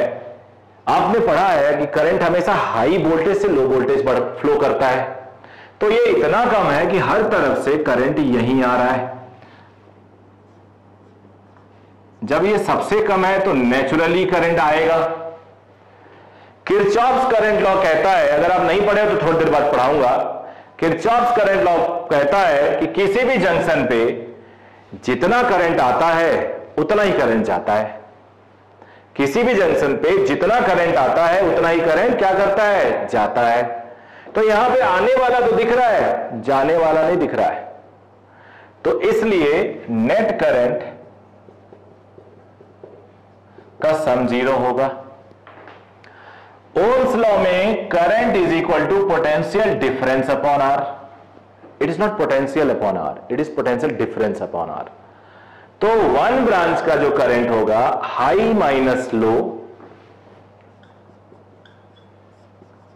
I1 हो गया, हाई माइनस लो I2 हो गया, हाई माइनस लो R3 हो गया। अब अगर सॉल्व करो तो V1 upon R1, V2 upon R2, V3 upon R3, 1 upon R1, 1 upon R2, 1 upon R3, ये होगा। ठीक है बेटा। अब इसका यूज कैसे, ऐसे अगर n साइड्स है, n ब्रांचेस है तो n तक ले जाओ। अब जरा इसको हमें और बेटर करने के लिए, आगे कैरी करने के लिए छोटी छोटी बातें और जान लेते हैं। यह अर्थिंग क्या होता है? अर्थिंग करने का मतलब किसी को अगर मान लो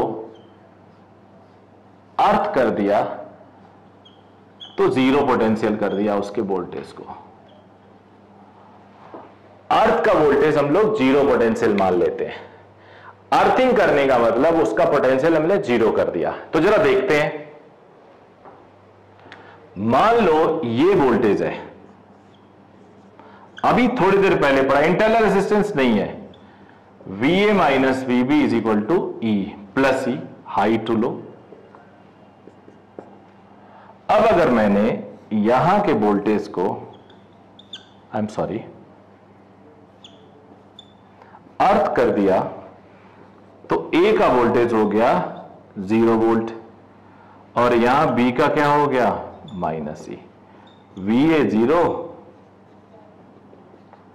देखो ना, 0 minus minus E is equal to E। अब अगर हमने यहां पे 0 कर दिया तो ये 0 वोल्ट और ये प्लस E। इंपॉर्टेंट बात बता रहा हूं, प्लस वाले साइड को 0 कर दिया तो ये 0 वोल्ट, दूसरा वाला side minus E, because plus terminal minus of negative terminal must be E। इधर 0 कर दिया तो plus terminal minus of second negative terminal must be, तो ये प्लस E और ये 0 हो जाएगा। ये आपको आना जरूरी है। एक तरफ भी अर्थ कर दिया वो 0, तो दूसरी तरफ ऐसा लिखो so that difference will be same.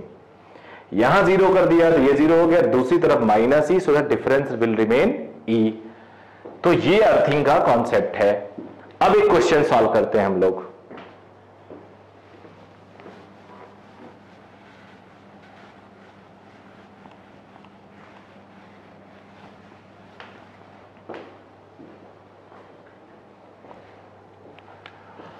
मान लो मेरे पास एक सर्किट है,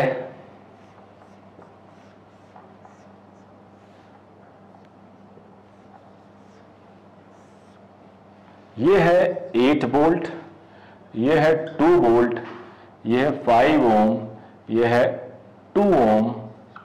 सभी ब्रांचेस में आपको करंट बताना है। You have to find out current in each branches. अब मुझे ये क्वेश्चन मिलेगा तो मैं बोलूंगा मुझे तो दुनिया की सबसे अच्छी गिफ्ट मिल गई, 4 नंबर मिल गए। अब इसको सॉल्व करना विद इन सेकेंड का काम है। किसी एक साइड अर्थ कर दो, सर्किट में आप एक जगह अर्थ कर सकते हो एट अ टाइम, और उससे जितना भी बेनिफिट मिले आप उठा सकते हो। मतलब किसी भी सर्किट, मेरी बात नोट कर लेना, किसी भी सर्किट में आप एक पॉइंट अर्थ कर सकते हो जिससे कोई फर्क नहीं पड़ेगा सर्किट में। तो मैंने, और सर्किट में अर्थ वहां करना चाहिए जहां पे सीधे तुम्हें बैटरी के दूसरे एंड का पोटेंशियल मिलेगा और उससे तुम फायदा उठा सको। अब कोई ऐसी जगह अर्थ करोगे जहां से कोई मतलब ही नहीं है तो मुश्किल हो जाएगा। मैंने इसको अर्थ किया, ये तुम कुछ क्वेश्चन में सॉल्व कर लो। ये 0 वोल्ट है, ये भी शॉर्ट सर्किट है, ये 0 वोल्ट हो गया। अब ये प्लस टर्मिनल है, ये माइनस, ये 0 वोल्ट, तो इधर प्लस 8 वोल्ट हो गया। ये प्लस था, प्लस वाला 0 हो गया, तो दूसरा वाला माइनस 2 वोल्ट हो गया। अब रेसिस्टेंस के दोनों टर्मिनल पे आपको वोल्टेज मिल गया, तो करंट निकालने से अब कोई रोक नहीं सकता। अब पोटेंशियल डिफरेंस क्या है, 8 माइनस माइनस टू 10 हो गया, तो अब 10/5 2 एम्पियर का करंट। बताओ ये बड़ा है या ये बड़ा है? 0 बड़ा है, 0 से -2 की तरफ जाएगा, पोटेंशियल डिफरेंस 2/2 1 एम्पियर, तो 1 एम्पियर इधर आ गया, 2 इधर आ रहा, 1 इधर आ रहा है, तो 3 एम्पियर इधर आ गया, 3 इधर आया, 2 ऊपर चला जाएगा, तो सर्किट कंप्लीट होता है, 1 एम्पियर इधर चला गया। तो हो गया ना बढ़िया क्वेश्चन। एक नोड पे बेस्ड, मतलब अर्थिंग करने पे बेस्ड, नोड भी कह सकते हो, 0 पोटेंशियल लीस्ट कर दिया वहां पे आपने, या -2। चलो एक क्वेश्चन नोड पे ही करते हैं, एक्सक्लूसिव क्वेश्चन।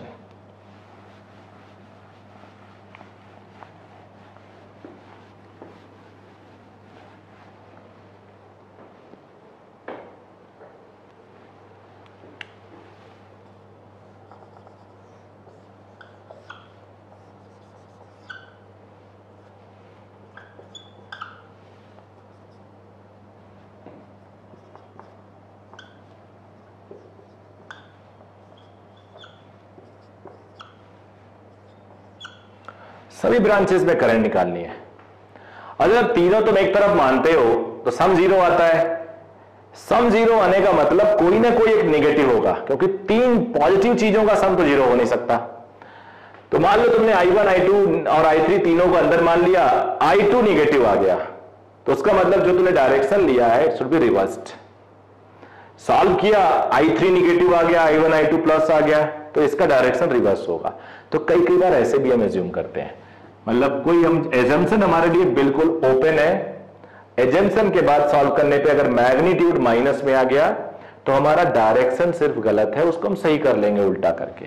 सो मान लिया ये नोड वोल्टेज है, इसमें मान लिया I1 है, इसमें I2 है, इसमें I3 है, तो अब अरे अब तो जरूरत ही नहीं है हमें, तो V0 निकाल लेते हैं, V1/R1, V2/R2, V3/R3, 1/R1, 1/R2, 1/R3।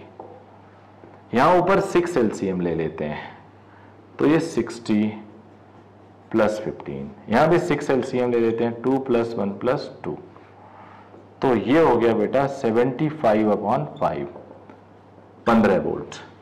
तो V0 आ गया 15 वोल्ट। जब 15 आया तो I1 हो जाएगा 30 - 15, potential difference 30 - 15, 15/3 5 ampere. I1 is okay, 15 और 15, I2 0, 15 है, ये 0 है, तो current will flow down, 15 - 0, 15/3 5 ampere, तो 5 एम्पियर आया, ऐसे चला गया, यहां 0 था। ठीक है बेटा। अब देखते हैं एक क्वेश्चन और, एक जो नॉन क्वेश्चन था उसको सॉल्व कर लेते हैं, जो थोड़ी देर पहले हमने सॉल्व किया था।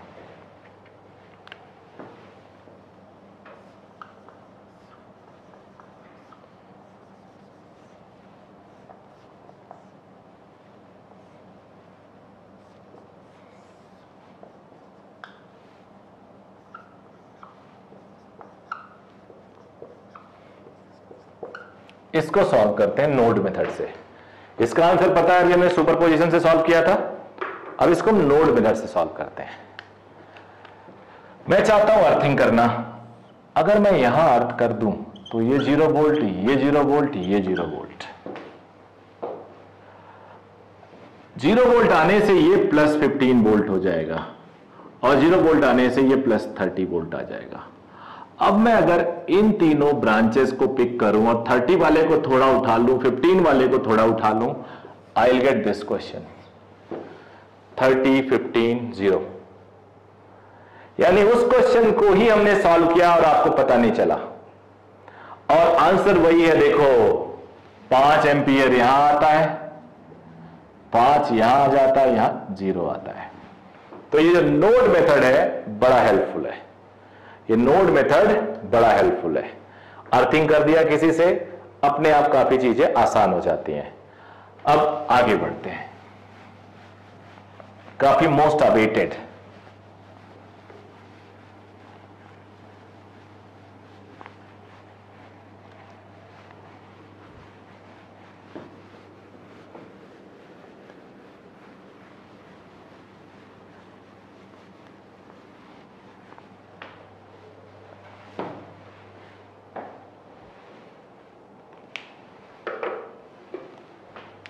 Kirchhoff's law.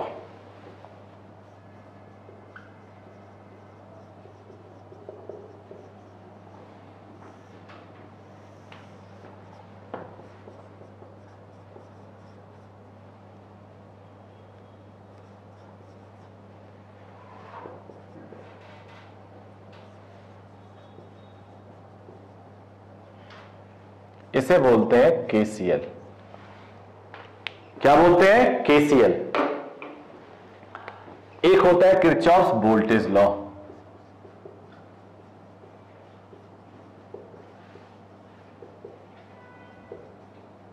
इसे क्या बोलेंगे? केवीएल।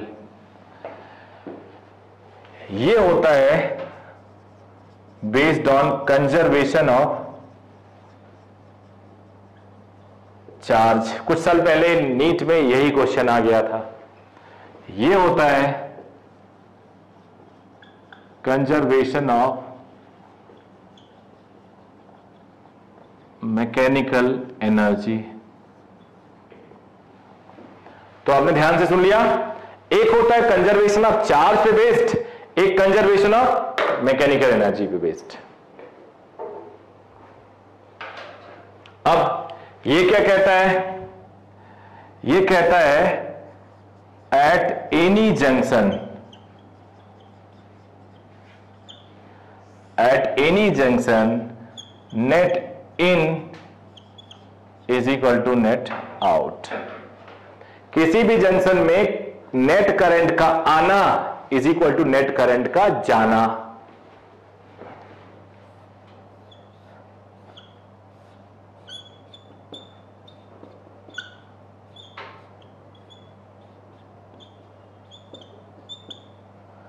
कुछ कॉम्प्लिकेटेड क्वेश्चन इसमें भी घुमा फिरा के बना देते, बड़ी सारी ब्रांचेस बना सकते हैं, उसमें दिखा के बस कंफ्यूज करने के लिए।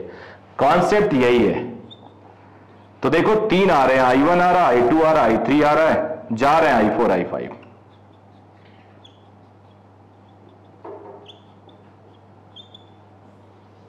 सब आ रहे हैं तो सबका सम 0। उसके बाद ये इन एनी लूप, जब हम लूप की बात करते हैं तो क्लोज्ड हो जाता है। नेट पोटेंशियल ड्रॉप और gain is 0। Net potential drop और गेन इज 0। अब क्वेश्चन सॉल्व करने के लिए इन दोनों का मेथड किया जाता है किसी सर्किट को सॉल्व करने के लिए। और आपको बता दूं, नोड मेथड कहीं आप कंफर्टेबल होते हो लगाने में, जल्दी हो जाता है, कहीं सुपरपोजिशन, बट ये जो किरचॉफ्स मेथड्स है ना, किरचॉफ्स लॉ है, ये हर जगह एप्लीकेबल है। यानी अल्टीमेट टूल है जिससे आप किसी क्वेश्चन को सॉल्व कर सकते हो आराम से।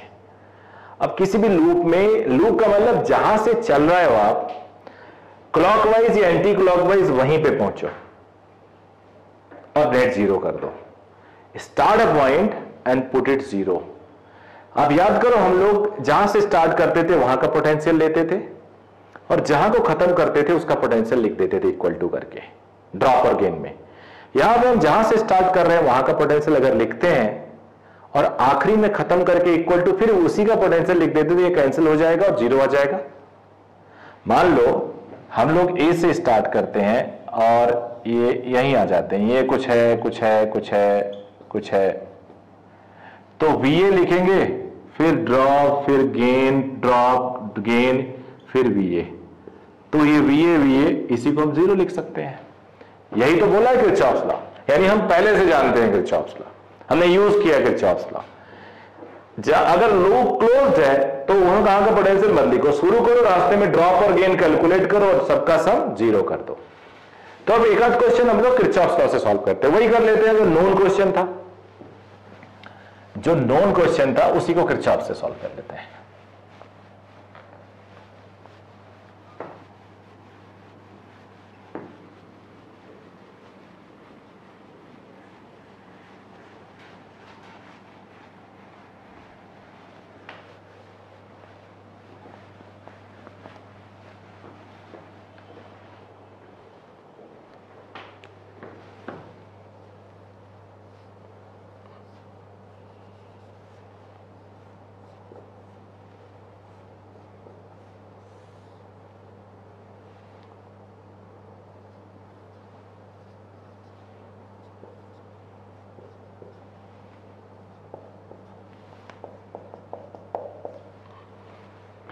अब हमें इन सभी ब्रांचेस में करंट निकालना है। तो किरचॉफ कहता है आप कहीं से भी करंट स्टार्ट मान सकते हो। मान लो 30 वोल्ट थोड़ा हैवी बड़ा दिख रहा है इससे, तो मैं यहां से एज्यूम कर रहा हूं आई आया, यहां आई बन गया। अब कई बच्चे यहां I2 लिखते हैं, फिर लिखते हैं I is equal to I1 plus I2, यानी एक इक्वेशन अननेसेसरी वो और बढ़ा देते हैं। जबकि मेरा मानना है कि किरचॉफ करंट लॉ का यही यूज कर लो। I आया, अगर I1 इधर गया तो नेचुरली जो बचा वो I माइनस I1 इधर चला जाएगा। तो अब ये बेटर है। तो अब हमें किरचॉफ लॉ के लिए लूप चाहिए, नेम लिख देते हैं ABCDEF। Now applying Kirchhoff voltage law in loop ABCFA। ये लूप लिया और क्लॉकवाइज लिया। कई लोग सिर्फ ऐसा लिख देते हैं, कई लोग नेम लिखते हैं, कई लोग ऐसे एरो बना के लिख देते हैं, दोनों सही है। Let me start with A, don't write B A. अब मैं ऐसे चल रहा हूं, माइनस से प्लस जाने में मुझे गेन मिलता है, करंट की डायरेक्शन में मुझे I इंटू आर मिलता है, IR। यहां या करंट की डायरेक्शन में मुझे ड्रॉप मिलता है, करंट की डायरेक्शन में ड्रॉप, करंट की डायरेक्शन में ड्रॉप, गेन नहीं ड्रॉप, गलती से बोल गया। यहां कोई ड्रॉप गेन नहीं, इज इक्वल टू 0। तो 30 is equal to 3I, 3 common ले लेते हैं, I प्लस I1, तो I प्लस I1 इज 10। एक बार और लूप लेना होगा। अब चाहो तो तुम बड़ा लूप ले लो, ABCDEAF होते हुए, या फिर ये ले लो। तो इस बार चलो मैं थोड़ा तुम लोग को कॉन्फिडेंस देने के लिए मैं एंटी क्लॉकवाइज लेता हूं। अप्लाइंग KVL इन लूप, यहां से DCFED या लूप 2, कोई फर्क नहीं पड़ता कैसे भी, और करंट भी कैसे भी एज्यूम कर लो, कोई फर्क नहीं पड़ता, लिबर्टी आपके पास पूरी है। यहां से स्टार्ट कर रहा हूं, करंट की उल्टी डायरेक्शन में गेन, यहां करंट की डायरेक्शन में ड्रॉप, यहां आ गया माइनस से प्लस जाएंगे गेन। अब 3 से डिवाइड कर दो, 5 को रोक लेते हैं, I1 उधर, ये minus, bracket open,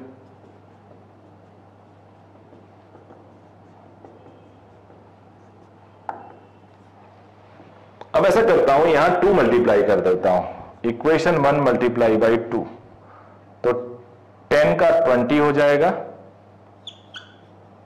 2I 2I1, ये कैंसिल हो गया, 5I1 is 25, I1 is 5 ampere.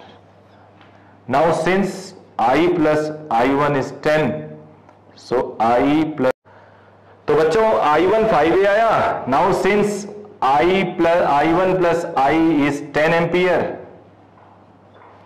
तो 5 plus I is 10, so I is 5 ampere. तो I1 5, तो यहां 0। तो आपने देखा ये एक मेथड भी हमारे पास है जो हमें स्ट्रांग बनाता है।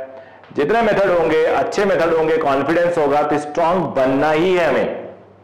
कोई लॉजिक नहीं है जिससे आप डाउन हो, आपका कॉन्फिडेंस लो हो।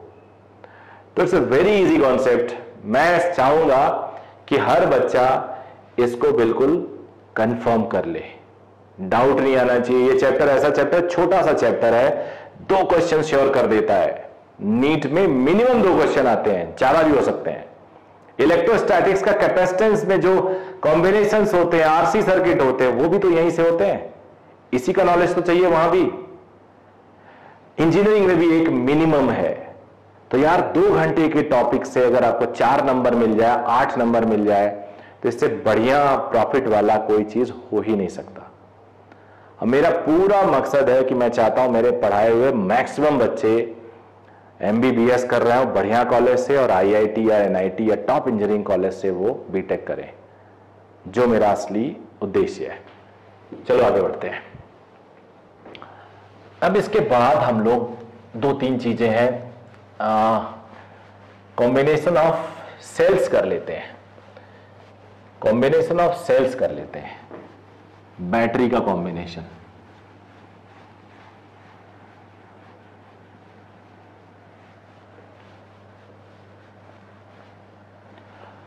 उससे पहले एक छोटी सी बात पता कर लेते हैं, पावर क्या होता है।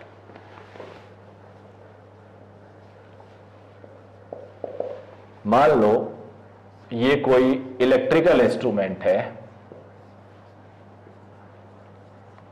बैटरी ने वर्क किया,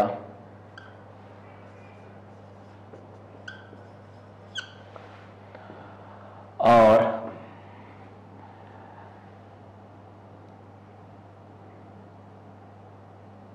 यहां पे जो पावर होगा वो होता है dw/dt।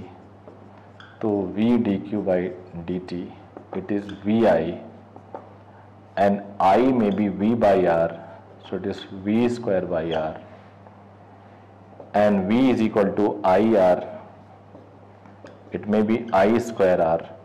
तो power generally vi I²R v²R, and solve करते हैं अकॉर्डिंगली।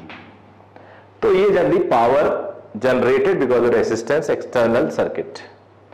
अब एक टर्म और यूज किया जाता है, एक छोटा सा सर्किट, ये सब बस इंटरमीडिएट स्टेप्स हैं। कभी आपसे पावर वर नहीं पूछा जाएगा सीधे कि वी आई बताओ, ये सब जूनियर क्लास में पढ़ा दिया जाता है। Power is V I which is I²R, it is equal to v²/r। हाँ, जो पूछा जाता है वो मैं बता रहा हूं, maximum power transfer theorem. Maximum power transfer theorem. अब मैक्सिमम पावर ट्रांसफर थ्योरम, मान लो एक बैटरी है, उसका कुछ इंटरनल रेसिस्टेंस है, हमें इस पे मैक्सिमम पावर निकालना है, तो करंट निकाल लेते हैं। ये हो जाएगा, ये दोनों सीरीज है, पावर अक्रॉस आर हो जाएगा,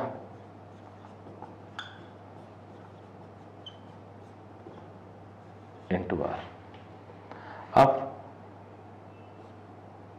P to be maximum dp/dr 0। किसी भी मैक्सिमम फंक्शन के लिए उसका डिफरेंशिएशन 0 कर सकते हैं। तो अगर आप 0 करोगे तो देखोगे R is equal to R आ जाएगा, यानी मैक्सिमम पावर सर्किट में तब आएगा जब internal resistance is equal to external resistance. किसी भी सर्किट का मैक्सिमम पावर, सर्किट में मैक्सिमम पावर तब मिलता है when internal resistance is equal to external resistance. और वो मैक्सिमम पावर होगा कितना, v²R, सबको R को R लिख देता हूं, तो ये v²/4r या v²/4 स्मॉल r। ठीक है बेटा। तो अब हम लोग पढ़ेंगे, इसका थोड़ा थोड़ा बीच में यूज करूंगा, इसलिए मैं इसको लिख लिया। वैसे ये हेडिंग नहीं था मेरे पढ़ाने का, मेरे पढ़ाने में ये बीच में यूज होगा, इसलिए मैंने इसको लिख लिया। अब नोट करने के लिए वीडियो को रोक देना और नोट कर लेना।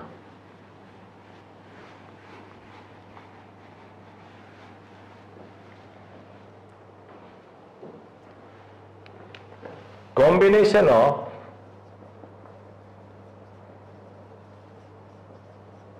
सेल्स। पहला सीरीज कॉम्बिनेशन। पहला क्या हुआ? Series combination. ढेर सारे सेल्स हैं,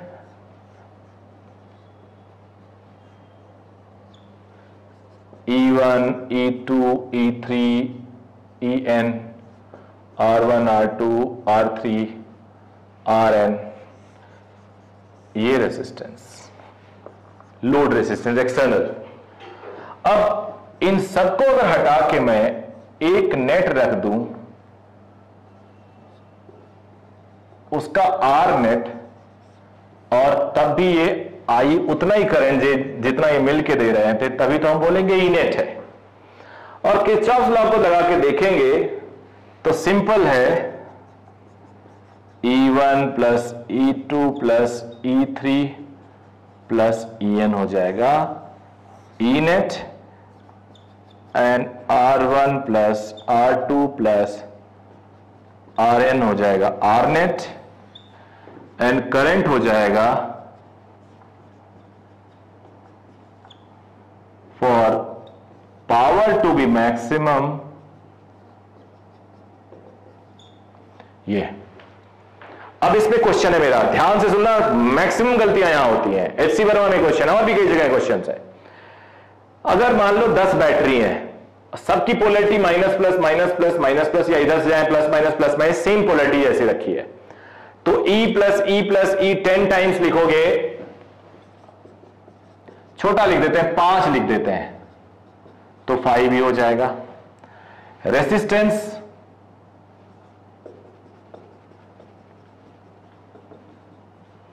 अब कोई इसमें एक रिवर्स हो गई पोलैरिटी, दूसरी बैटरी की पोलैरिटी रिवर्स कर दी, तो नेट कितना हो जाएगा? मैक्सिमम बच्चे बोलेंगे 4।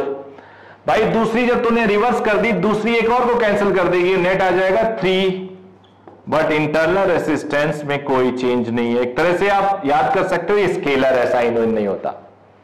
तो एक बैटरी रिवर्स करने से 2 कम हो जाते हैं, n रिवर्स करने से 2n कम हो जाएंगे। तो कई बार आपको बोलेगा how many battery should be reversed so that this end this, तो आप बोलोगे let n battery are reversed, तो जो E नेट आएगा, मान लो 100 थे तो 100 E माइनस 2NE लिखोगे। रिवर्स करने से रेसिस्टेंस में कोई चेंज नहीं आता। आई होप अब सबके समझ में आ गया। ओके बेटा, अब आते हैं पैरेलल कॉम्बिनेशन।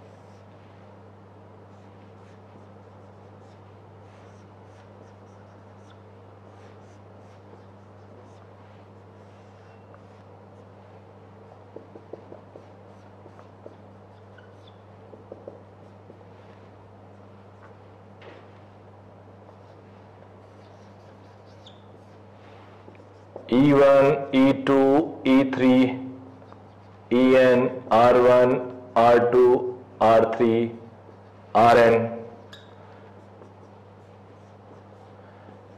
ध्यान से देखो, तो नोड मेथड हम बना सकते हैं इसको। यहां पे अर्थ कर दें तो सबके टर्मिनल पे E1 वोल्टेज आ जाएगा, यहां पे E1, यहां पे E2, यहां पे यहां अर्थ कर दो, या किसी एक में अर्थ कर दो, यहां अर्थ कर दो, कहीं भी आप बना सकते हो। तो सॉल्व करने से ई नेट आ जाता है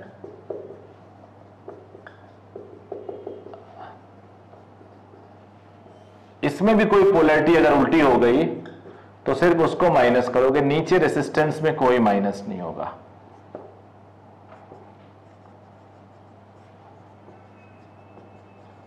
और आर नेट क्या होगा? पैरेलल कॉम्बिनेशन में है सारे, और P is equal to P max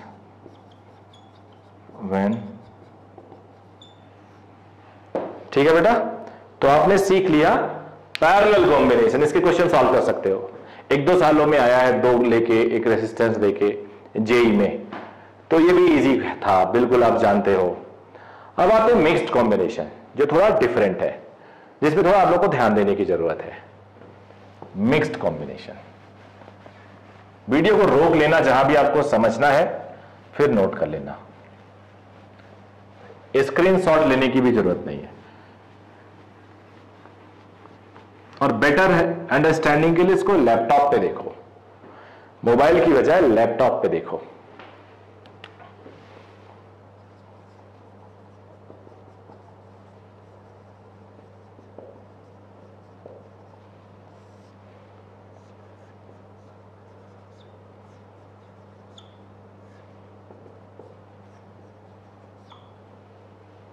equal लेते हैं बिकॉज कॉम्प्लिकेटेड हो जाएगा लिखना।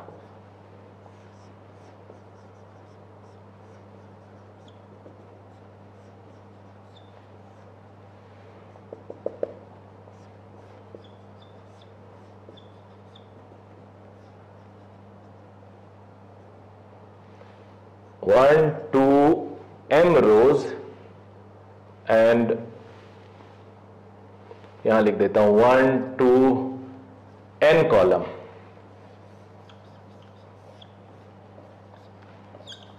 m रोज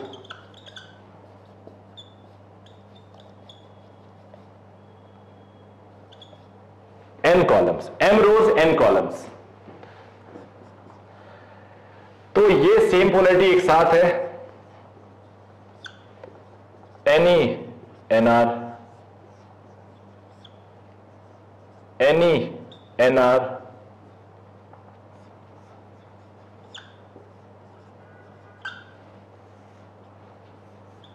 सीधे जोड़ लिया सीरीज वाला फॉर्मूला लगा के। अब इक्विवेलेंट निकालना है,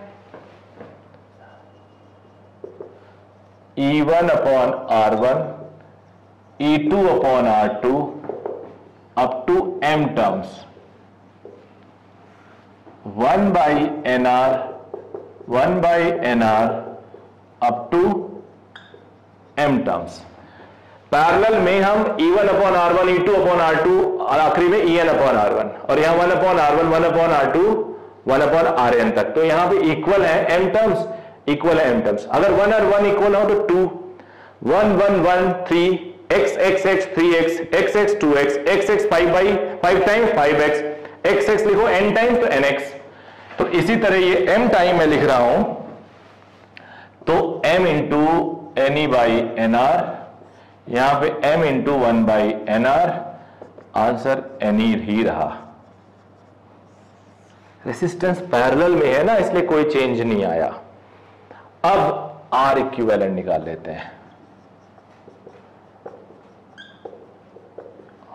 कितने बार m टर्म्स, तो ये m बाई एन आर, यहां से R नेट हो गया N R upon m, E net आ गया, R नेट आ गया। अब इस सर्किट को हम लोग ऐसे भी लिख सकते हैं,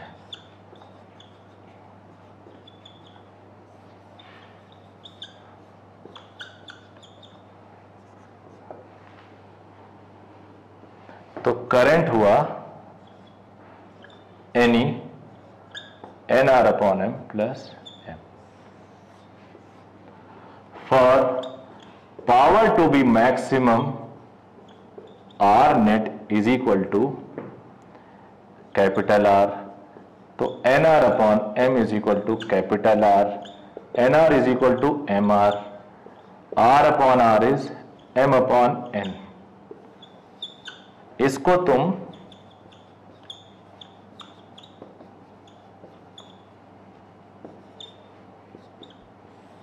ऐसे भी लिख सकते थे,